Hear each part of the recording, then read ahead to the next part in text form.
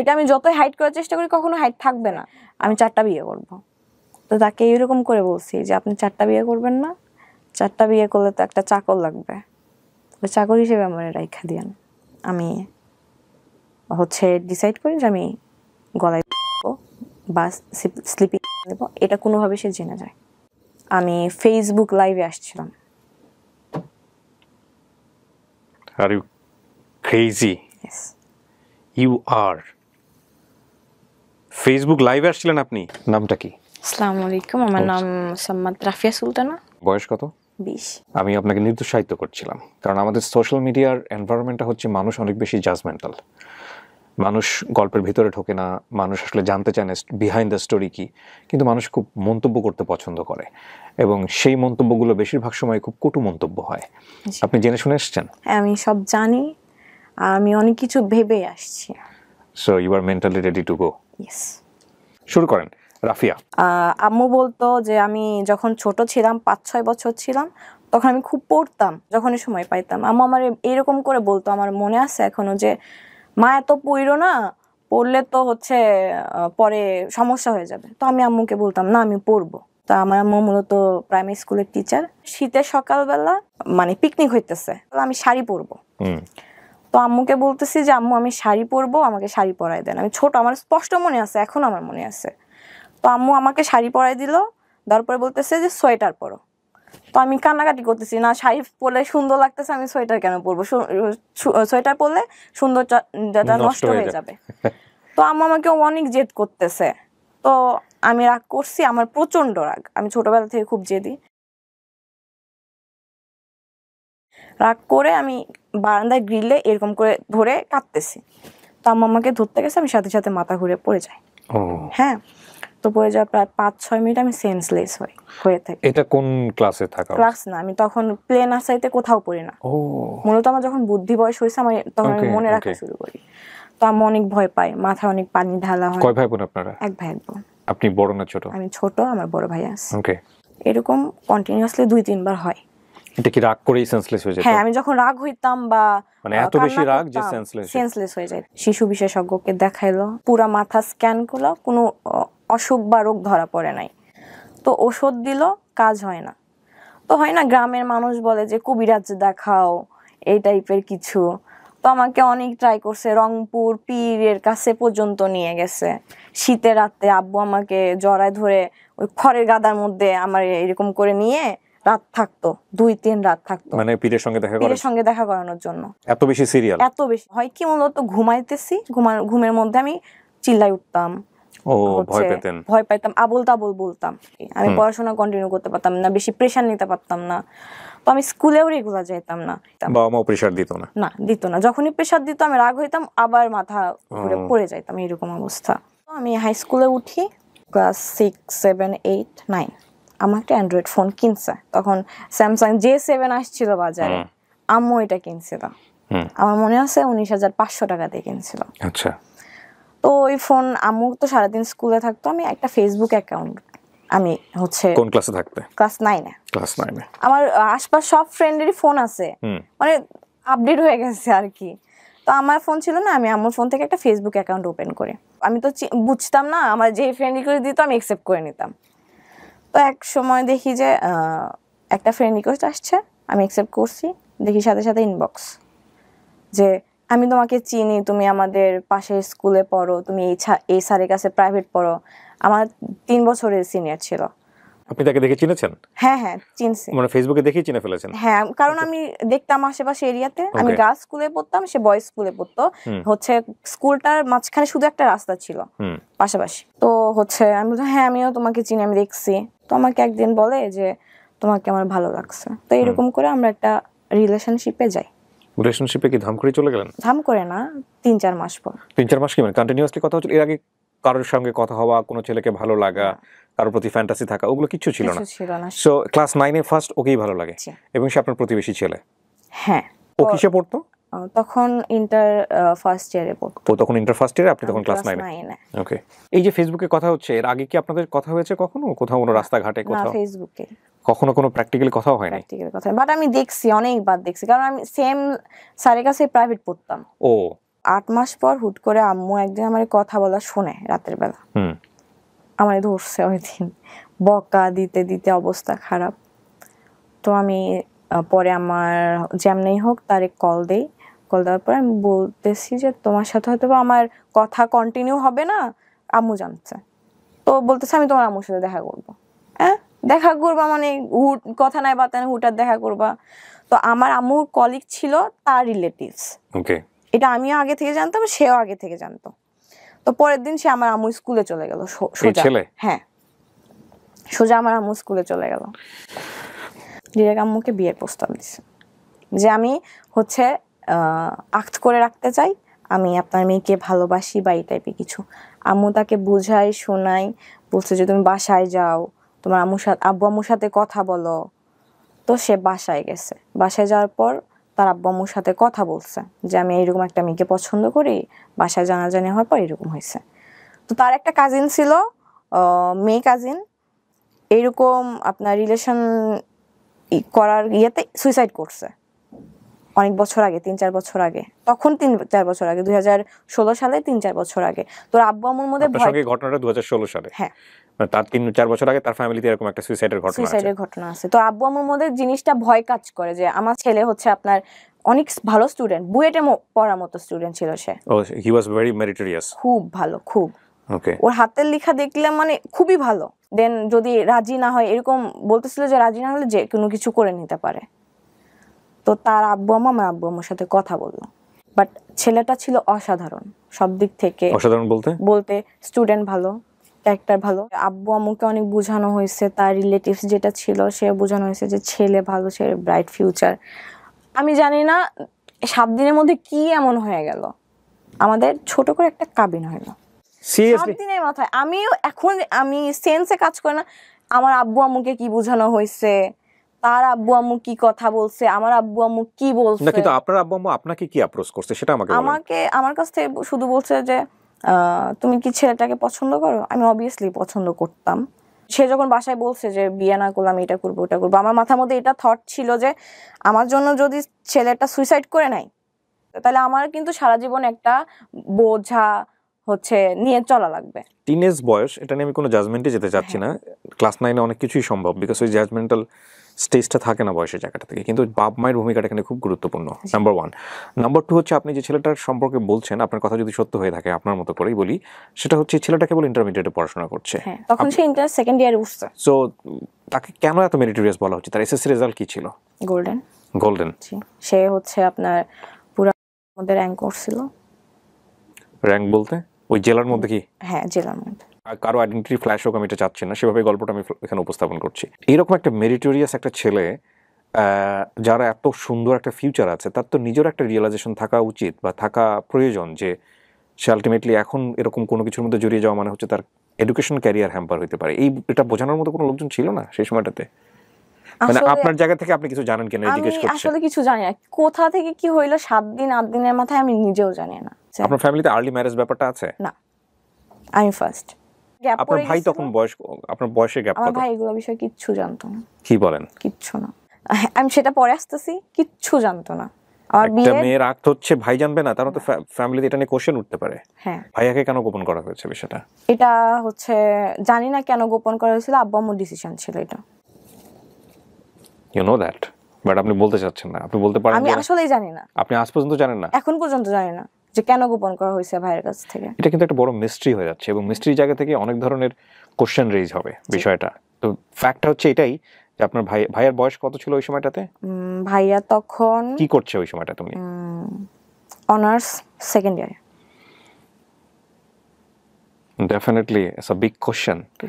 মানে আপনার ফ্যামিলি যদি এটা গোপন করে থাকে আপনার ভাইয়ের কাছ থেকে, তার মানে এটা আপনার ফ্যামিলি কেন করবে? এটা ইলজিক্যাল হয়ে গেল বিষয়টা। I don't know, actually I don't know. বা আপনি কি এমন কোনো কিছু করেছিলেন ফ্যামিলিতে, বা ও কি এমন কোনো কিছু করেছিল যেটা আলটিমেটলি সবাই খুব টেনশনে পড়ে গিয়েছিল? না, এরকম কিছু ছিল না। Are you sure? হ্যাঁ, সবাই দেখতেছে, আমি জানি। ওকে, এরকম কিছু ছিল। তারপর ছোট করে তার ফ্যামিলি, তার আব্বু আপনার ভাইয়া তখন কোথায়? ভাই ঢাকায়। তার বাবা মা, আমার বাবা মা কাজী অফিসে যে ছোট একটা কাবিন করে কাগজ, ওখানে আমি সাইন করি, সেও সাইন করে। এই কি আপনার ছেলের সাথে প্রথম দেখা ফিজিক্যালি নাকি তার না, আগে তার আগে দেখা হয়েছে। তার আগে দেখা হয়েছে? হ্যাঁ, বেশ কয়েকবার দেখা হয়েছে। আমি একটা কোচিং সেন্টারে কোচিং করতাম, কোচিংয়ে যখন ব্রেক দিত তখন কোচিং সেন্টারের পিছনে দেখা করতাম, ওখানে আসতো, গল্প করতাম 2-1 মিনিট বা 5 মিনিট বা 7 মিনিটের জন্য কথা বলতাম, তারপর আবার কোচিংয়ে ব্যাক করতাম। আপনাদের মধ্যে কি এমন কোনো পরিস্থিতি তৈরি হয়েছিল যেটা যে আসলে বিয়েটা বা আক্ত করাটা আসলে খুব জরুরি ছিল? সে পাগল ছিল। প্রেমে পড়লে সবাই পাগল হয়, সেটা অন্য বিষয়। আমি আসলে আপনাকে না, বোঝাতে চাচ্ছি, এছাড়া কোশ্চেন করতে পারবো না এই বিষয়টা নিয়ে, যে এমন কোনো ব্যাপারে আপনারা মুভমেন্টে চলে গেছেন বা না, এমন না, কোনো লেভেলে চলে গেছেন যেটা আসলে এরকম কিছু ছিল এরকম কিছু ছিল না? কিছু ছিল না। ওকে তখন ছোট মানুষ, সেগুলো বুঝতামই না। ওকে। তো তারপর সে কোথাও চান্স পায় না। পাগল ছিল কেন বলছেন? আমি জানি না, সে আমার প্রতি আমারে না পাইলে মরে যাবে এরকম টাইপের ছিল। এটা তো প্রেমে পড়লে সবাই বলে এরকম, হ্যাঁ, তোমাকে ছাড়া আমার জীবন বৃথা, জীবন তোমাকে বৃথা। ছাড়া আমি সকাল বিকাল 2 বার করে মারা যাবো, এরকম কথাও অনেকেই বলে, সেটা সমস্যা নাই। এইরকমই প্রবলেম ছিল।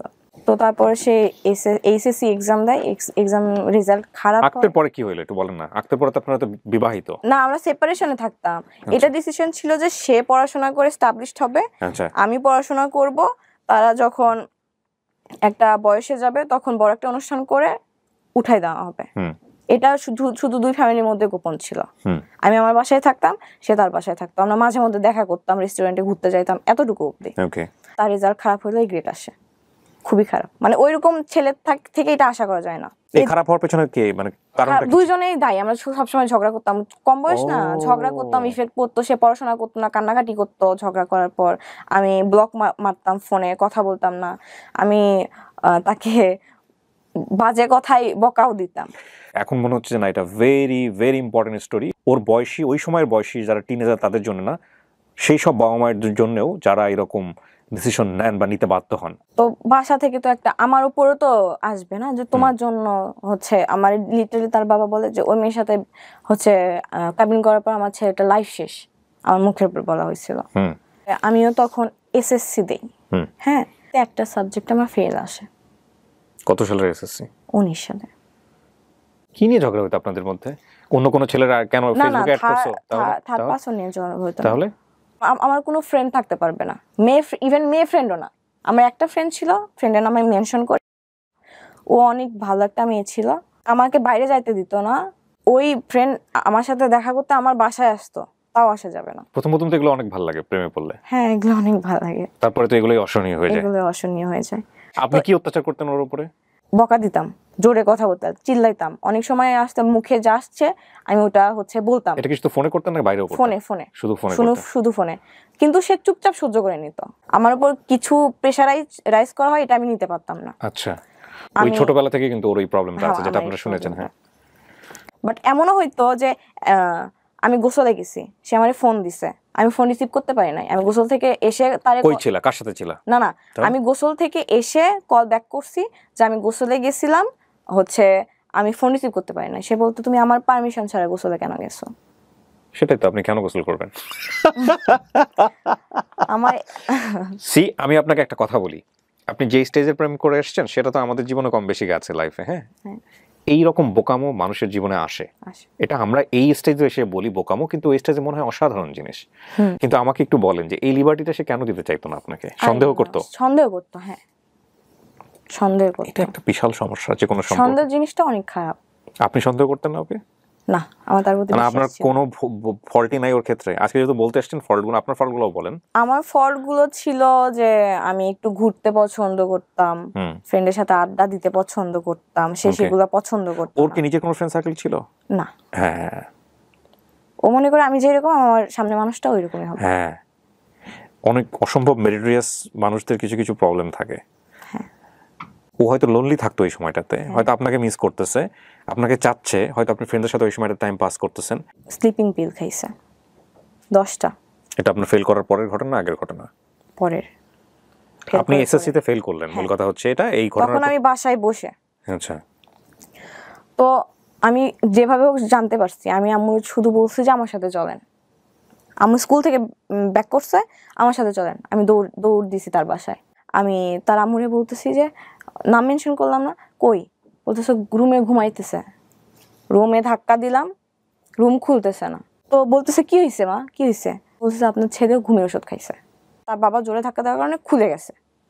সে বেডের উপর অচেতন অবস্থায়। মানে সে আসলে আপনার কথা অনুযায়ী স্টেপ নিয়েছে। হ্যাঁ, বেডের নিচে দেখি 2টা ওষুধের পাতা এবং অনেক একটা কোম্পানির অনেক ভালো একটা ওষুধ, একটা পিল খাইলেই আপনার ভালো মতো ঘুম হয়ে যায়। সে 20টা খাইছে। মানে এটাকে আপনি খেয়েছেন কখনো? আমি খাই নাই গো। তাহলে আপনি বুঝলেন কি করে যে একটা খেলে আপনার? আব্বু বলে। আচ্ছা, ওকে। হসপিটালে বলা হলে ছোট একটা ওয়াশ করা হবে, তো তার বাবা ওয়াশ করতে দিবে না।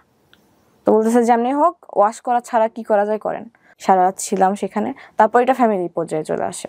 ডেফিনেটলি হ্যাঁ, আসাই উচিত। ফ্যামিলির পর্যায়ে চলে আসার পর ওর আম্মু হাউস ওয়াইফ ছিল। এটা চাইতো যে মাঝে মধ্যে আমার আম্মু তাদের বাসায় যাবে, গল্প করবে, সারাদিন থাকবে, আত্মীয়তা।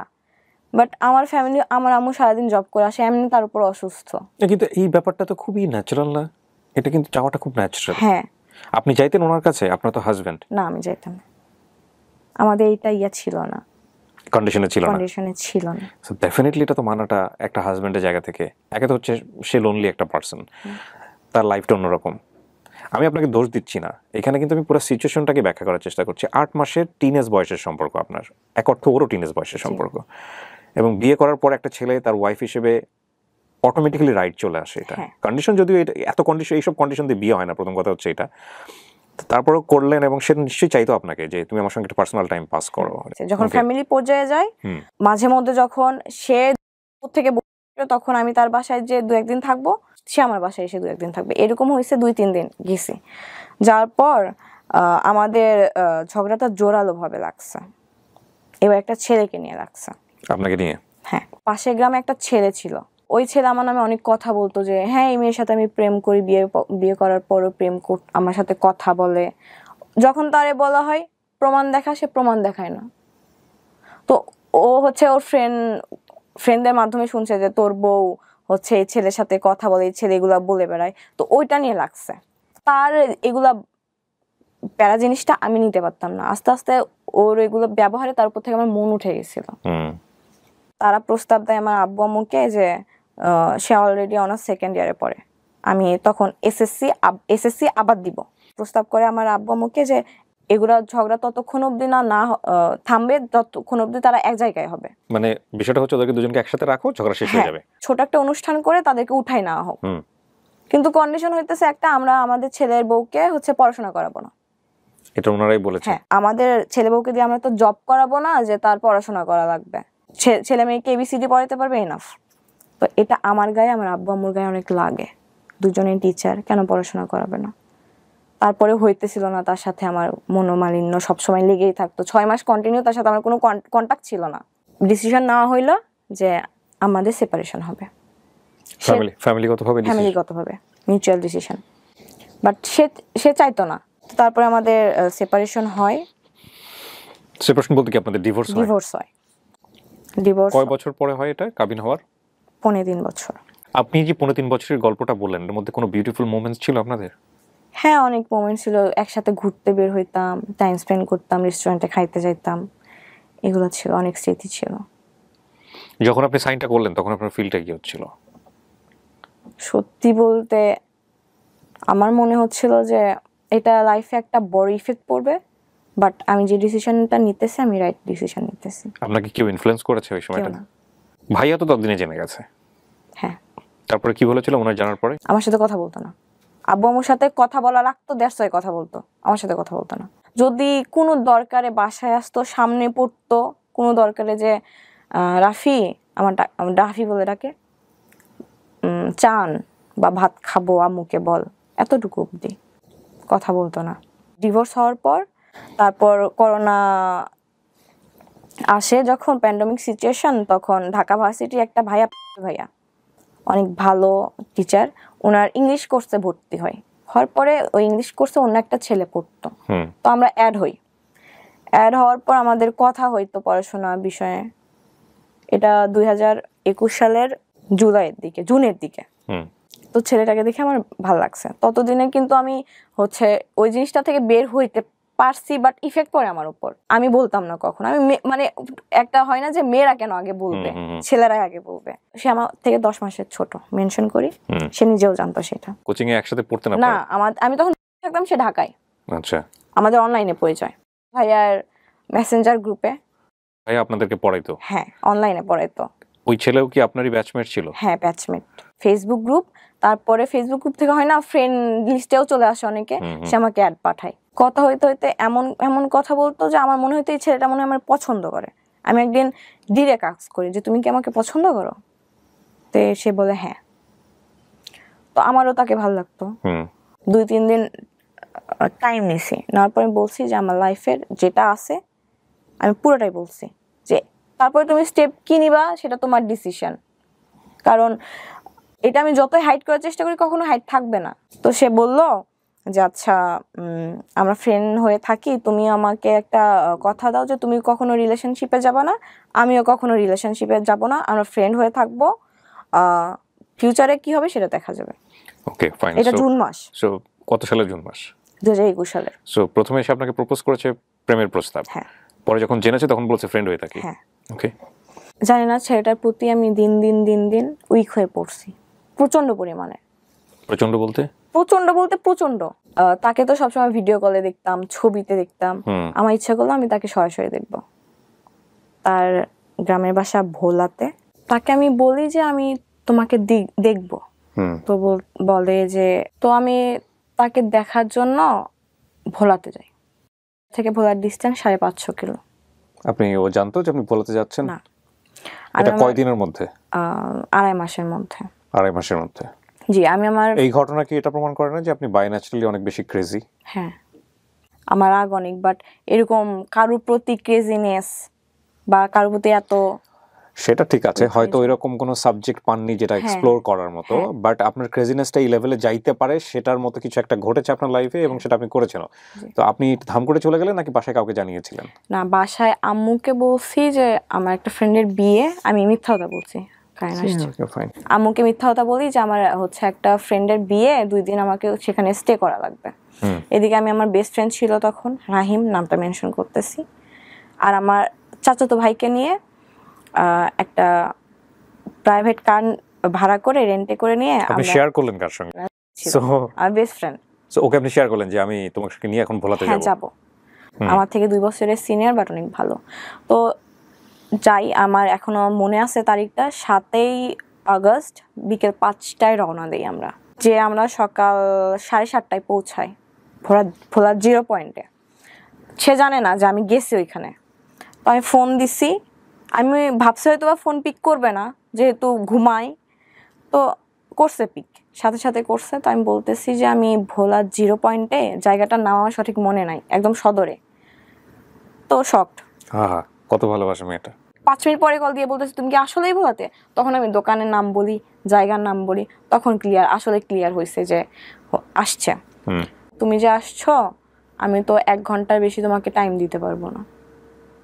আমার এই কথাটা ফার্স্ট আমার অনেক খারাপ লাগে যে আমি 15 ঘন্টা জার্নি করে আসছি, সে আমাকে 1 ঘন্টার বেশি টাইম দিতে পারবে না।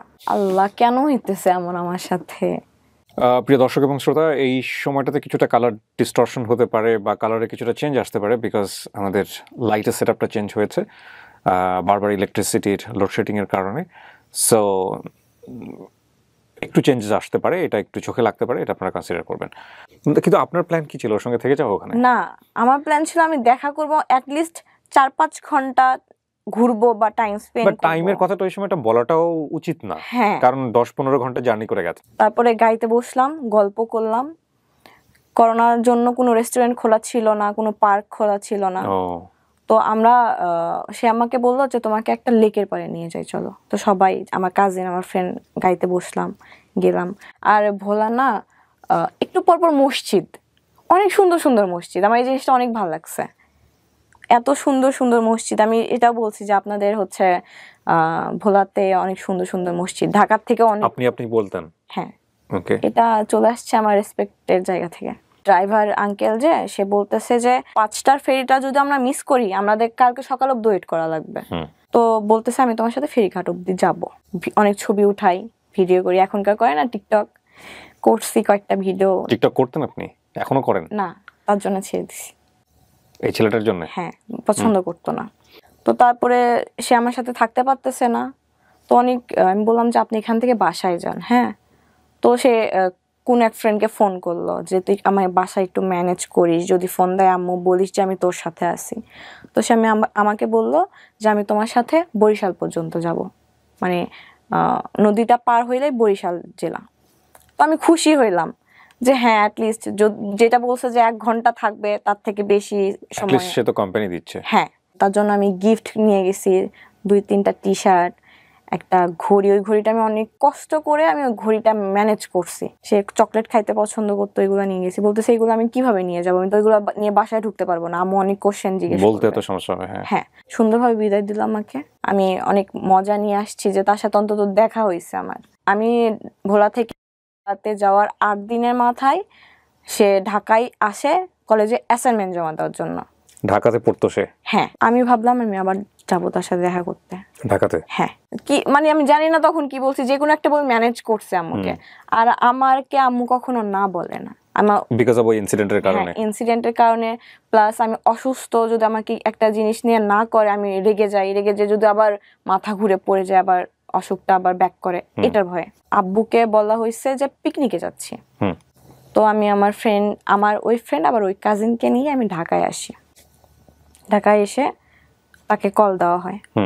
কল দেওয়া হওয়ার পর 10 নাম্বার, মিরপুর 10-এ কল দেওয়া হয়েছে যে 10 নাম্বারে আছে, আসো। সেও জানে না যে আমি আসছি। আমি আমার ফ্রেন্ডকে দিয়ে কল দেওয়া হয়েছি যে তুমি বলো তুমি আসছো ঢাকায় কাজে, তুমি ওর সাথে দেখা করবা। তো সে আসে, একসাথে খাওয়া দাওয়া করলাম, বসলাম, খাওয়া দাওয়া করলাম। সন্ধ্যার পরে সে হোটেলে আসলো যে চলো তোমাদের হোটেল অব্দি পৌঁছাই দেই, তারপর ওখানে কিছুক্ষণ গল্প করে আমি চলে আসবো। সে হোটেল অব্দি আসলো, আসার পরে সবাই মিলে গল্প করলাম, 8 ঘন্টা মতো গল্প করে তার বাসা থেকে ফোন আসলো, সে চলে গেল। তো আমি রাতে তাকে কল দিলাম যে কালকে সকাল থেকে বিকাল অব্দি আমাকে টাইম দেওয়া লাগবে আপনার। সে কোনোভাবেই রাজি না, সে অজুহাত দিচ্ছে যে সে কি তখন ঢাকাতে? হ্যাঁ, ঢাকাতে। তার ফ্যামিলি তো ভোলাতে, সে ঢাকাতে কি করে? না, সে তার ফুল ফ্যামিলি ঢাকাতে সেটেলড। তাহলে ওই সময়টাতে সে ভোলাতে ছিল করোনার জন্য। তো সে অজুহাত দেয় যে খালামণি বাসায় যাওয়া লাগবে, আম্মু বের হইতে দেবে না। আসলে এগুলো কিচ্ছু না, আমি তো বুঝি। আমি বাসায় ম্যানেজ করে ঢাকা অব্দি আসতে পারছি, তুমি আমার জন্য সকাল থেকে বিকেল অব্দি টাইম বের করতে পারবা না, তাও ঢাকাতে। মানে কি আপনাকে পছন্দ করতো না? পছন্দ করতো, বাট আমি জানি না কেন চাচ্ছিল না। এই তো আমার ইনসিডেন্ট আছে, এই জন্য আমার থেকে একটু দূরে দূরে থাকতো। ও ফাইন, ইনভলভটাও ওভাবে চাচ্ছিল না। যে ঠিক আছে, ধরি মাছ না ছুঁই পানি, এটাই। হ্যাঁ, এক্স্যাক্টলি। সে প্রচন্ড চালাক। সে বলতেছে বিকালে বের হবো, বিকালে 1-1.5 ঘন্টা তোমার সাথে লাভ রোডের দিকে যাব, ওখানে কোথাও বসে গল্প করে। লাভ রোড কোথায় এটা? মিরপুর 2-এ। আমি বললাম না, সকালবেলা আমি সকাল থেকে বিকাল অব্দি আপনার সাথে থাকবো, কারণ আমি আসছি আপনার সাথে টাইম স্পেন্ড করার জন্য, আপনি আমাকে 2-3 ঘন্টা কেন দিবেন। তো সকালবেলা বের হয়েছে 10টার সময়, ঘুরছি ঢাকা শহর, যমুনা ফিউচার পার্কে, বসুন্ধরা সিটিতে, পার্ক, রেস্টুরেন্ট। আমার সাথে যতক্ষণ ছিল আমি কখনো এটা ফিল করতাম না যে তার সাথে আমার ফ্রেন্ডশিপ, বয়ফ্রেন্ড গার্লফ্রেন্ড। আপনি এটা ফিল করতেন? আমি ফিল করতাম, সেও ফিল করতো। কিন্তু আপনাদের মধ্যে কোনো ওয়ার্ড দেওয়া হয়েছিল যে তুমি আমার গার্লফ্রেন্ড? না, সে কমিটেড ছিল না আমার সাথে কোনোভাবে। সে তো ক্লিয়ার করেছিল বিষয়টা। হ্যাঁ, ক্লিয়ার করেছিল। সেই জায়গাতে সে ট্রান্সপারেন্ট ছিল ডেফিনেটলি। ওই তো ধরি মাছ না ছুঁই পানি। আর আপনি না, কিন্তু আপনার উইকনেস তো আপনি তাকে বুঝিয়ে দিয়েছেন, এখানে আপনি দোষ দিবেন কিভাবে? হ্যাঁ, আপনি যখন তাকে আপনার উইকনেসটা বুঝিয়ে দিচ্ছেন, সে কি ডেফিনেটলি আপনাকে বাধা দিয়েছিল যে না ঠিক আছে তুমি তোমার সীমানাটা মেইনটেইন করো, এর চেয়ে বেশি আগে না? আমারে বলতো যে হচ্ছে তোমার ক্রেজিনেসটা বেশি হয়ে যাচ্ছে, এটা একটু কন্ট্রোল করো, এটা সব সময় বলতো আমাকে। সে সব দিকে মেইনটেইন করে চলতো, বললাম না, যে আপনাকে ছাড়তেও চাইতো না, আবার ধরতেও চাইতো না, বিয়েও করার তো ব্যাপার স্যাপার আসতোই না, বাট আপনি তার প্রতি উইক ছিলেন, সেটা আপনি মোটামুটি সবভাবে বুঝিয়ে দিয়েছেন। হ্যাঁ, সবভাবেই। সে আমাকে সন্ধ্যার সময় হোটেলে নামায় দিয়ে বাসায় চলে গেল। তো আমি বললাম যে আমি আপনার সাথে কিছু অবধি যাই। সে আমাকে বলে নাই যে তার বাসা মিরপুর, বলছে 10 এলাকায়। বাসা কোথায় আপনি বলে নাই। আমার কি করছে, মিরপুর কেন বলে না বুঝতে পারছেন তো? হ্যাঁ, তো সে হচ্ছে আমাকে মিরপুর 2-এ শপিং সেন্টার আছে, ওই অবধি হেঁটে নিয়ে গেল। হেঁটে নিয়ে বলতেছে আমার বাসা এইদিকে, তুমি হচ্ছে কিছু কেনাকাটা থাকলে শপিং এ করো, আমি বাসায় যাই। রাতে 10টার বাস করব, ব্যাক করলাম। যখন গাড়িতে উঠি আমাকে বলে যে তোমাকে আমি বিয়ে করতে পারবো না, এটা ক্লিয়ার থাকো, তোমার সাথে আমার কিছু পসিবল না। বিয়ের কথাবার্তা হচ্ছিল আপনাদের মধ্যে? আপনি কি অফার করেছিলেন বা এরকম কোনো কিছু কি না, বলছিলেন? সে নিজের থেকে বলে যে তোমার সাথে আমার কোনো ফিউচার নাই, because of you have a incident. এটা সে আপনি যখন গাড়িতে ওঠেন তখন বলে? হ্যাঁ, আমি সে আগবাড়াই কেন বলতেছিল এই কথাগুলো? আমি জানি না কেন আপনি কি তার কাছ বলতেছিল। থেকে চাচ্ছিলেন বিষয়গুলো? না, আমি কিছু না, এগুলো বিষয়ে কোনো কথা হয় নাই যে, অথবা আপনার অ্যাটিটিউড দেখে সে শঙ্কার মধ্যে ছিল হ্যাঁ যে শঙ্কার মধ্যে ছিল যে ভবিষ্যতে প্রবলেম হইতে পারে আমার জন্য, যে কারণে সে বারবার আপনাকে ক্লিয়ার করছিল। বারবার ক্লিয়ার করতেছিল। তো ওই দিন আমি এসি গাড়ি তো প্রচন্ড কান্না করতেছিলাম, ফুপাই কান্না করতেছিলাম। গাড়ির ম্যানেজার আসছে, এসে বলতেছে, আমার ফ্রেন্ড আমার পাশে বসেছিল, যে স্যার কিছু হয়েছে, প্রবলেম? তো আমার মুখ চেপে ধরছে, আমি কান্না করতেছিলাম কন্টিনিউয়াসলি। বলতেছে না, একটু ফ্যামিলি প্রবলেম, ওর মিথ্যা কথা বলা লাগছে, ওর আম্মু একটু অসুস্থ। আমি সারা রাস্তা কান্না করছি, 5 ঘন্টা 6 ঘন্টা ছিলাম, কান্না করছি। সকালবেলা আমি বাসায় গেছি, যে আমার নিজের চেহারা আয়না দেখে আমি নিজে ভয় পাইছি, চোখ এইরকম আলুর মতো হয়ে গেছিল। তো তারপর 2 দিন আমাকে সে ব্লক লিস্টে রাখে। ফেসবুকে ব্লক করে দেয়? কেন ব্লক করে দেয়? আপনি কি করতেছিলেন? ওগুলা বলে সে আমার সাথে রাগারাগি করে। ঠিক আছে, বিয়ে করতে পারবেন না, আমি আছি আপনার জন্য। বলতেছে তুমি থাকবা কেন, তুমি তোমার লাইফ গুছাবা। সে না থাকুক আমার লাইফে, বাট আমি কি করব সেটাতে হস্তক্ষেপ করতেছে। তো এগুলা নিয়ে সে রেগে গেছে, রেগে যাওয়ার পরে তো আমাকে ব্লক করছে, ফোন নাম্বার ব্লক। বেসিক্যালি ছেলেটা ভয় পেয়ে গেছে। হ্যাঁ, ফোন মানে নাম্বার, ওর ক্রেজিনেস দেখে ভয় পেয়ে গেছে। ও চলে আসতেছে ভোলাতে, আবার চলে আসতেছে ঢাকাতে, ফ্রেন্ডদের নিয়ে হোটেলে থেকে ওর সাথে মিট করতেছে। সো মানে এক্সট্রিম ক্রেজিনেস, মানে ওর জন্যে। ইন্টারমিডিয়েটে পড়া, সেকেন্ড ইয়ারে পড়া একটা ছেলে। হ্যাঁ। তো তারপর সে আমাকে 2 দিন ব্লক করে, 2 দিন পর ব্লক খুলে। তখন আগস্ট 12-13 তারিখের দিকে। কত সাল? 2021। 2021-এর। ভালোই চলতেছিল, কথাবার্তা হচ্ছিল, সুন্দর কথাবার্তা হচ্ছিল। একটা রিলেশনশিপ যেভাবে বিল্ড হয় সব ঠিক আছে। আমাদের কথাবার্তা বুঝে কেউ বুঝবে না যে আমরা ফ্রেন্ড, জাস্ট ফ্রেন্ড, এটা কেউ বুঝবে না। আমরা রিলেশনশিপের মতোই কন্টিনিউ করতেছিলাম, বাট ট্যাগটা ছিল না। তো আমার স্পষ্ট মনে আছে যে 12ই সেপ্টেম্বর আমাদের স্কুল কলেজ সব খুলে দেয় করোনার পর। সে আমাকে ওই দিন রাত 1:30টার সময় বলতেছে, তুমি কি আমার সাথে রিলেশনশিপে যাইতে চাও? তো আমি অবভিয়াসলি চাই। তো বলতো আচ্ছা, আজকে থেকে আমরা রিলেশনশিপে। ওকে, সেটা বলে? হ্যাঁ। ওকে, কেন বলে হুট করে এরকম কথা? আমি নিজেও জানি না। তার তখন যখন যেটা মনে হয় সেটাই করে। আমি তো না বলতে পারি না, আমি সায় দেই। আমি জিজ্ঞেস করি না হুট করে আপনার কেন মনে হইলো রিলেশনশিপে আসতে যাচ্ছে। হ্যাঁ, যেটা পাও ওইটা নিয়েই হ্যাপি থাকো। সেপ্টেম্বর, অক্টোবর, নভেম্বর, ডিসেম্বরে ঝগড়া হইতো ছোট ছোট বিষয় নিয়ে। আমি একদিন আম্মুর সাথে কথা বলতেছিলাম রাত 1:30টার সময়, আমি পড়তেছিলাম তখন, কারণ তার সাথে আমার সম্পর্ক ভালোই যাচ্ছে, সবকিছু ঠিক যাচ্ছে, আমি পড়াশোনায় ফোকাস করতেছিলাম, যেহেতু ডিসেম্বরে এক্সাম, এইচএসসি এক্সাম। তো আমি লাইট জ্বালায় পড়তেছিলাম, আম্মু আসছে যে কি করতেছি দেখতে। তো রাত 1:30টার সময় আমার কাছে একটা আননোন নাম্বার থেকে কল আসে। তো কলটা রিসিভ করি, আম্মু বলতেছে যে কল রিসিভ করিস না, এত রাতে কে কল দিছে। বাট আমার মনে হয়েছে যদি কেউ বিপদে পড়ে বা কোনো ইমার্জেন্সি হয়, তো আমি কলটা পিক করলাম।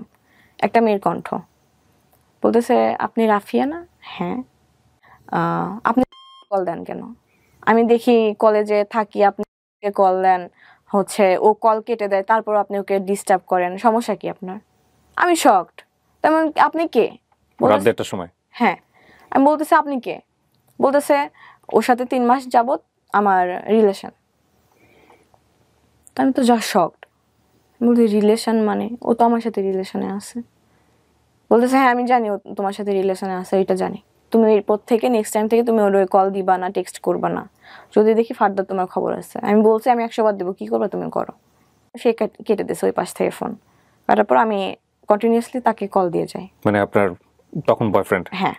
সে কলটা পিক করে না, আর মাথা ঘুরতেছে, লিটারেলি মনে হইতেছে যে দুনিয়াটা ঘুরতেছে আমার, এরকম এক্সপেক্ট করি নাই কখনো।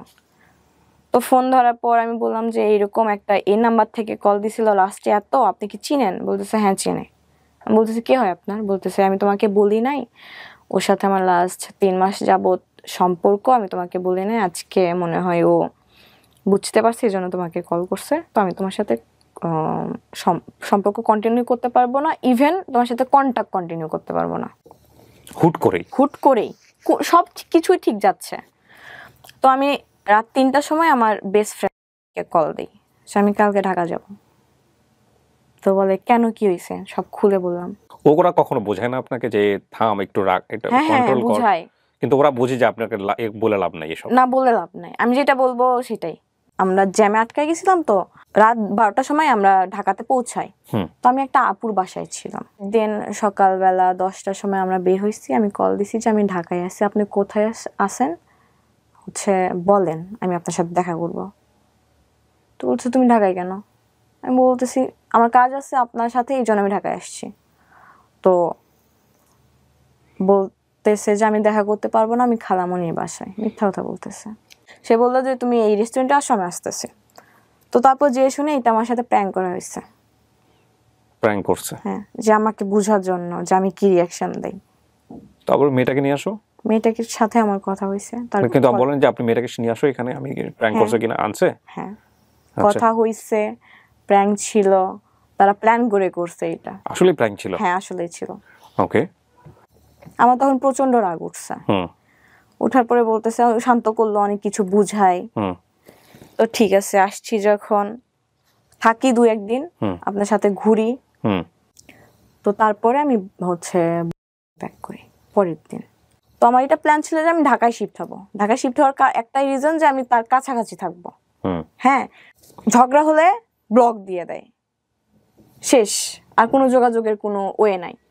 তো তার বার্থডে ছিল, এটা কাহিনী, আমি গেছি ঢাকায় আপনার 5ই অক্টোবর থেকে 9 অক্টোবর অবধি ছিলাম। তার বার্থডে ছিল 16 অক্টোবর। ওকে। আমি খুব অসুস্থ হয়ে পড়ি 12 অক্টোবর। আমাকে স্যালাইন পুশ করা হয়। আমার প্ল্যান ছিল আমি 16 অক্টোবর তাকে সারপ্রাইজ দেবো ঢাকায়, কিন্তু সামহাও আমি একটু সুস্থ হই। সুস্থ হওয়ার পর আমি আমার ওই ফ্রেন্ডকে নিয়ে আবার ঢাকায় যাই 15 তারিখে রাতের বেলা। ওকে। তো তাকে সারপ্রাইজ দেই, সে খুশি হয়েছে। ওই রাতেই আবার আমরা ব্যাক করি। তারপর সে আমার কথা শোনাইতেছে যে আমি যদি আমার একটা ছেলে ফ্রেন্ডকে নিয়ে, মেয়ে ফ্রেন্ডকে নিয়ে যাই তোমার সাথে দেখা করতে, সারা রাত ছিলাম সেই মেয়ের সাথে গাড়ির মধ্যে, তোমার কেমন ফিল হবে?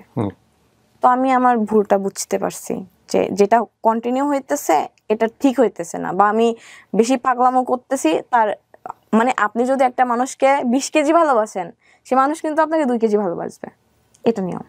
তো আমি বললাম যে আচ্ছা সরি, আর এটা নেক্সট টাইম আমার রিপিট হবে না। সে এটা নিয়ে আমার অনেক কথা শোনাইছে, আমি বারবার সরি বলছি। যত সরি বলি সে আরো তত কথা শোনায়। তো আমি এক পর্যায়ে চুপ হয়ে গেছি, সরি বলা বন্ধ করে দিছি। 15 দিন কন্টিনিউয়াসলি সে আমার সাথে রুড বিহেভ করে গেছে। এই বিষয়টা নিয়ে সে আমার সাথে ব্রেকআপ করে। এটা আপনার অক্টোবরের 25 তারিখে, না 26 তারিখে। আমি 27 তারিখে আবার ঢাকায় আসি। তার বাসা তখন আমি চিনি। তো বাসা নিচে যে আমি কল দিই যে আপনার বাসার নিচে আপনি একটু নামেন। তো নামছে, আমার সাথে আমার আপু ছিল, একটা আপু। তো তাকে বুঝাই যে আপনি সিলি রিজনের জন্য আপনি আমার সাথে ব্রেকআপ করলেন কেন। তো তাকে বুঝাই, অনেকক্ষণ যাবত বুঝানোর পরে ঠিক আছে করার পর তখন আপনার ইন্টারভিউ পড়েন? হ্যাঁ বললাম, তখন হচ্ছে অক্টোবর মাস, নভেম্বর ডিসেম্বরে এক্সাম। তো বুঝানোর পরে আমি হচ্ছে আরেকদিন স্টে করি, তারপরের দিন এক্সাম ছিল। তো আমি আরেকদিন স্টে করি, এক্সাম শেষ করে তার সাথে আমি একটু টাইম স্পেন্ড করে আমি বাসায় ব্যাক করব। এটা আমি কোনোভাবে আর আব্বুর কান থেকে ইয়ে করতে পারি নাই। আব্বু কান অব্দি চলে গেছে, আম্মু তো এতদিন জানতোই, এখন আব্বু কান অব্দি গেছে। তো আমি বাসায় ফেরার পরে এত মারে নাই আমাকে, মা ছাড়া যা করা লাগছে করছে, রুমের মধ্যে আটকায় রাখছে।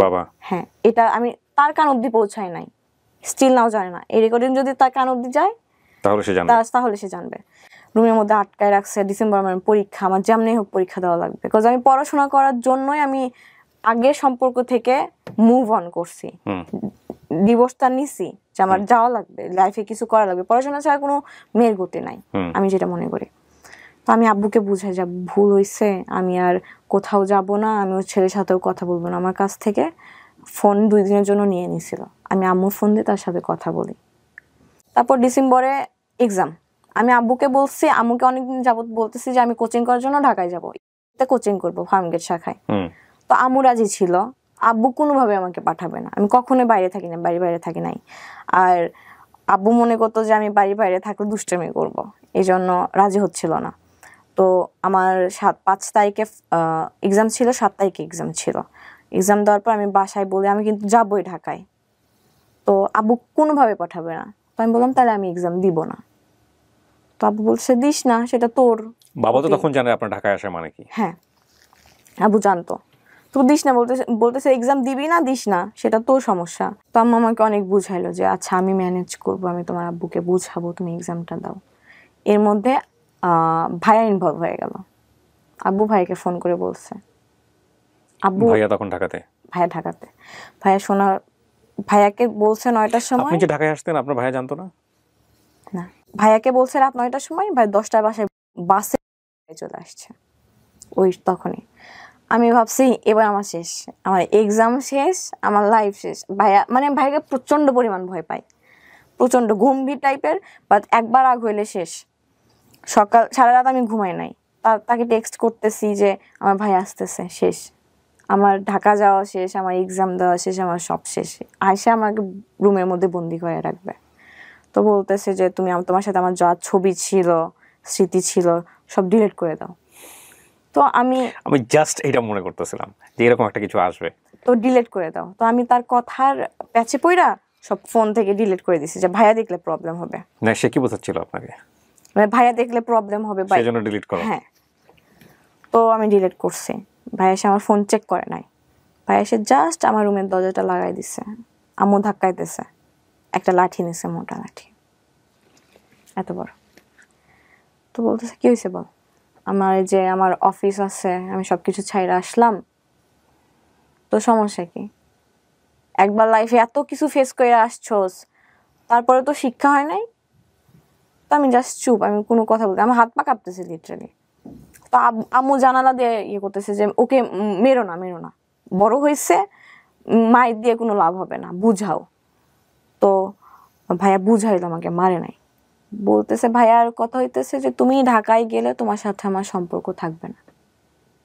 হ্যাঁ, আর তুমি যদি পরীক্ষা না দাও, আমি বলছি যে আমি এইচএসসি পরীক্ষা দিব না, অ্যাটেন্ড করবো না, 2টা পরীক্ষা অলরেডি হয়ে গেছে, তাহলে তো ভুলেই যাবা তোমার ভাই না, ভাই বলতে কেউ ছিল। ঢাকায় আপনি যাওয়ার জন্য এত ক্রেজি কেন? তার জন্য জাস্ট মিট করবেন না? তার আশেপাশে থাকবো আমি, ঢাকায় সেটেল হওয়ার প্ল্যান। বাট পরীক্ষা তো আপনি দিচ্ছেন তখন কলেজে। হ্যাঁ। তো পরীক্ষাটা দিয়ে না আপনি ঢাকায় আসবেন? হ্যাঁ। তো তার আগে আপনি ঢাকায় আসেন? তার আগে বলে দিছে যে আমার ঢাকা পাঠাবে না।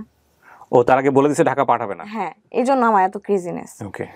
তো ভাইয়া অনেকক্ষণ যাবত বলতেছে তোর ছোট থেকে বেসিক জিনিসটা নাই, তোর পড়াশোনা হবে না, তুই একটা কাজ কর। ভাইয়া আবার সিএসসি সাবজেক্টে পড়তো। ভাইয়া অনেক ভালো প্রোগ্রামার, আমি তোকে একটা ল্যাপটপ কিনে দিচ্ছি, তুই এই লাইনে চলে আয়, আমি তোকে কাজ দিব, তুই মান্থলি 30 থেকে 35 হাজার টাকা ইনকাম করতে পারবি ঘরে বসে। হ্যাঁ। তো আমি বললাম এটা কোনো কথা, আমি পড়াশোনা করব না। বলতেছে এই পরীক্ষা দেওয়ার পর আর কোনো কাজ নাই। তো এটা একটা অপশন। আর একটা অপশন হচ্ছে তুই বাসা থেকে পাবলিকের জন্য প্রিপারেশন নে, তুই যে কোনো একটা ভার্সিটিতে যদি ওয়েটিং লিস্টেও থাকিস, আমি তোকে কথা দিচ্ছি আমি পরের বছর তোকে ঢাকায় নিয়ে কোচিং করাবো। তো অলরেডি আমার 1 বছর কিন্তু গেছে এইদিকে, আমি আর চাচ্ছি না আমার 1 বছর গ্যাপ যাক। তো আমি বলতেছি যে ভাইয়া এটা আমার পক্ষে পসিবল না। আমি ভাইয়ার পা ধরে কান্না করছি। ভাই বলতেছে আমি তোমাকে ঢাকায় নিব না। পা ধরে কান্না করছেন যে ছেলেটার কাছাকাছি থাকবে না? হ্যাঁ, আমি ঢাকায় যাব। কি বলতেছিলেন ভাইয়া যে আমি ওকে অনেক পছন্দ করি? না, ওই কথা জানে না ভাইয়া, তখনও জানে না ভাইয়া, এখনো জানে না, স্টিল নাও জানে না। কি বলেন? তো না জানলে ভাইয়া কেন আপনাকে? মনে করতেছে যে আমি ঢাকায় গেলে বেয়াদব হয়ে যাব, দুষ্টামি করব, এগুলোর জন্য ভয় পাইতো ফ্যামিলি থেকে আমাকে নিয়ে। এই জন্য ঢাকায় আসলে হয় না যে অনেক ছেলেরা ড্রাগ অ্যাডিক্টেড হয়ে যায়, ওকে, এগুলা নিয়ে ভয় পাইতো। আপনি কখনো ট্রাই করেছেন? জীবনে কখনো না। তো এত ভয় কেন পাবে যেখানে ভাই ঢাকাতে আছে? আপনাকে ইনসিডেন্ট হয়ে গেছে আমার লাইফে। আপনার ভাই ম্যারিড ছিল ওই সময়টা? না, ভাইয়ের সঙ্গে আপনি থাকতে পারতেন। ভাইয়া তো উত্তরাতে থাকতো, উত্তরা থেকে ফার্মগেট তো অনেক দূর হইতো। বাট আপনি ফার্মগেটেই থাকতে চাচ্ছেন এরকম কথা বলেছেন? হ্যাঁ, কারণ ফার্মগেট আমার কোচিং। এটা তো ম্যানেজ করা যেত সামহাউ। জানি না আমি এত কেন ক্রেজি হলো বিষয়টা নিয়ে, যেহেতু জানে না সে ছেলেটা সম্পর্কে। তারপর ভাইয়া জাস্ট বললো যে আমি তোমাকে ঢাকায় নিব না। আসার সময় বললো আমার একটা বিড়াল ছিল, আমি অনেক শখ করে কিনছিলাম, আমি টাকা জমাই 25,000 টাকা দিয়ে বিড়ালটা কিনছিলাম। ভাইয়া বলে যে ওই 25,000 টাকা দিয়ে আপনি একটা বিড়াল কিনছেন? হ্যাঁ। কত ঘুরে বেড়ায় আশেপাশে? পার্সিয়ান ক্যাট ছিল। ওকে। তো বলতেছে এই বিড়ালটা তুমি সেল দিবা। আমি ওকে 6 মাস নিজের কোলের মধ্যে নিয়ে ঘুমাইছি। তো না হইলে হচ্ছে তোমার ঢাকা যাওয়ার সম্ভাবনা নাই। তো কারণ ছিল, রিজন ছিল, বিহাইন্ড দ্য রিজন হইতেছে যে আমি ঢাকায় যাওয়া আসি করছি, এগুলোর জন্য আমার হিউজ পরিমাণ টাকা ধার হয়ে গেছিল। হিউজ অ্যামাউন্টটা বলতেছে না। তো এটার জন্য ভাই রেগে গেছে, এটার জন্যই মূলত রেগে গেছে। ধার করতেন কার কাছ থেকে? আমার ফ্রেন্ড হচ্ছে যে আমার সাথে আসতো, ও দিত? ও দিত। তো ওর কোনো গার্লফ্রেন্ড ছিল না? ও আপনাকে পছন্দ করতো? না না না না, এই টাইপের কিছু না। আমাদের মধ্যে অনেক ভালো ফ্রেন্ডশিপ। প্রচন্ড কষ্ট, 6 মাস একটা প্রাণীকে কোলের মধ্যে নিয়ে। তো 1 তারিখে আমার বার্থডে ছিল। তো আমি রাত 12টার সময় ফোন নিয়ে বসেছিলাম যে আমার বয়ফ্রেন্ড আমাকে উইশ করবে। তো 12টা বাজছে জাস্ট, তখনই একটা আননোন নাম্বার থেকে কল আসছে। আমি ভাবছি সে অন্য নাম্বার থেকে কল দিছে। কল পিক করে আমি দেখি যে অন্য একটা ছেলের কণ্ঠ। 10 সেকেন্ড কথা বলছি আমি বলতেছি তুই রাখ, আমার একটা ফ্রেন্ড, তুই রাখ, আমি তোরে পরে কল দিচ্ছি। এই 10 সেকেন্ডের মধ্যে আমার ফোন ওয়েটিংয়ে পাইছে। ও হ্যাঁ, আমার বয়ফ্রেন্ড। তো ওর কথা হচ্ছে, ওর প্ল্যান ছিল যে ও 1 তারিখে যাবে আমার সারপ্রাইজ দেওয়ার জন্য। তো সে আমাকে ফোন দিয়ে র্যান্ডমলি শুভ জন্মদিন, হচ্ছে দিন ভালো কাটাও, এরকম টাইপের উইশ করে রেখে দিল। আমি বুঝলাম না কেন এটা হলো, আমি তো জানিও না ওয়েটিংয়ে পাওয়ার পর এরকম সিচুয়েশন হয়েছে। তো দেখি আমার সবখান থেকে ব্লক করলো। 10 সেকেন্ড কেন ওয়েটিংয়ে পাইছে? আমি আমার গার্লফ্রেন্ডকে আমি ফার্স্টে উইশ করব, অন্য আমি ওয়েটিংয়ে পাবো কেন? এইটা তার কনসেপ্টটা ছিল এরকম। আমি তো ওই দিন বের হবই না, সে আমাকে ব্লক করছে। ড্রেসটা তার গিফট করা, আমি ইচ্ছা করে পরে আসছি। ও তো ঢাকায় যাওয়ার পর হচ্ছে তার সাথে যোগাযোগ করি ফ্রেন্ডের মাধ্যমে। সংসদ ভবন হয় হচ্ছে আপনার ফার্ম গেটের এলাকায়। তো আমি বলি ওখানে দেখা করেন। সে আমার ওখানে আসলো। আসার পরে বলে যে আমি তোমার সাথে কন্ট্যাক্ট কন্টিনিউ রাখতে পারবো না। সে স্কোপ পাইলে আমার সাথে কন্ট্যাক্ট অফ করার ট্রাই করতো। তো ওখানে আমি কান্না করে দিছি, মারাত্মক লেভেলের কান্না। তো আমার কান্না দেখে তার একটু খারাপ লাগছে, বুঝাইলো ঠিক আছে কন্ট্যাক্ট অফ করা লাগবে না, যেমন আছে অমন থাকি। আচ্ছা ঠিক আছে। আমি জানুয়ারি মাস ফেব্রুয়ারি মাস পুরোটা ঠিক ছিল। আমি ধুমসে পড়ছি জানুয়ারি ফেব্রুয়ারিতে, 3টা 4টা অব্দি পড়তাম ভোর, যে আমার চান্স পাওয়া লাগবে ইউনিভার্সিটিতে। হ্যাঁ, কারণ আম্মুকে আমি এটা কথা দিয়ে আসছি। আম্মুকে সারা জীবন অনেক পেইন দিছি। তো আমি হুট করে অসুস্থ হয়ে যাই মার্চে। আবার আমার ওই প্রবলেমটা দেখা দেয়। আমি আবার হ্যাঁ সেন্সলেস হয় ওটা। তো এটার প্রেশারটা যাইতেছিল একটু তার উপর, যে আমি একটুতে রেগে যেয়ে তার উপর হচ্ছে একটু চিল্লাইতাম যে এখনই দেখা করেন। তারও কিন্তু অ্যাডমিশন। সে বলতো আমি তোমার সাথে দেখা করতে পারবো। তখন তো আপনি ঢাকাতেই? হ্যাঁ, তাও বলতো আমি দেখা করতে পারবো না। কোথায় থাকেন আপনি তখন? আমি ফার্ম গেট থাকি। ফার্ম গেট থাকেন কোথায়? কারো বাসায়? না, হোস্টেলে। হোস্টেলে থাকেন। সপ্তাহে 3 দিন কোচিং থাকতো, 3 দিন দেখা করতো। এমনিতেই আলাদাভাবে দেখা করতো না। আমিও বুঝতাম তার পড়াশোনা আছে। তো আমি এরকম অসুস্থ হয়ে যাওয়ার পর আমি আর পড়াশোনাটা কন্টিনিউ করতে পারি না। তো আমার এগুলো পাগলামো দেখে আমি সেন্সলেস হয়ে যাই।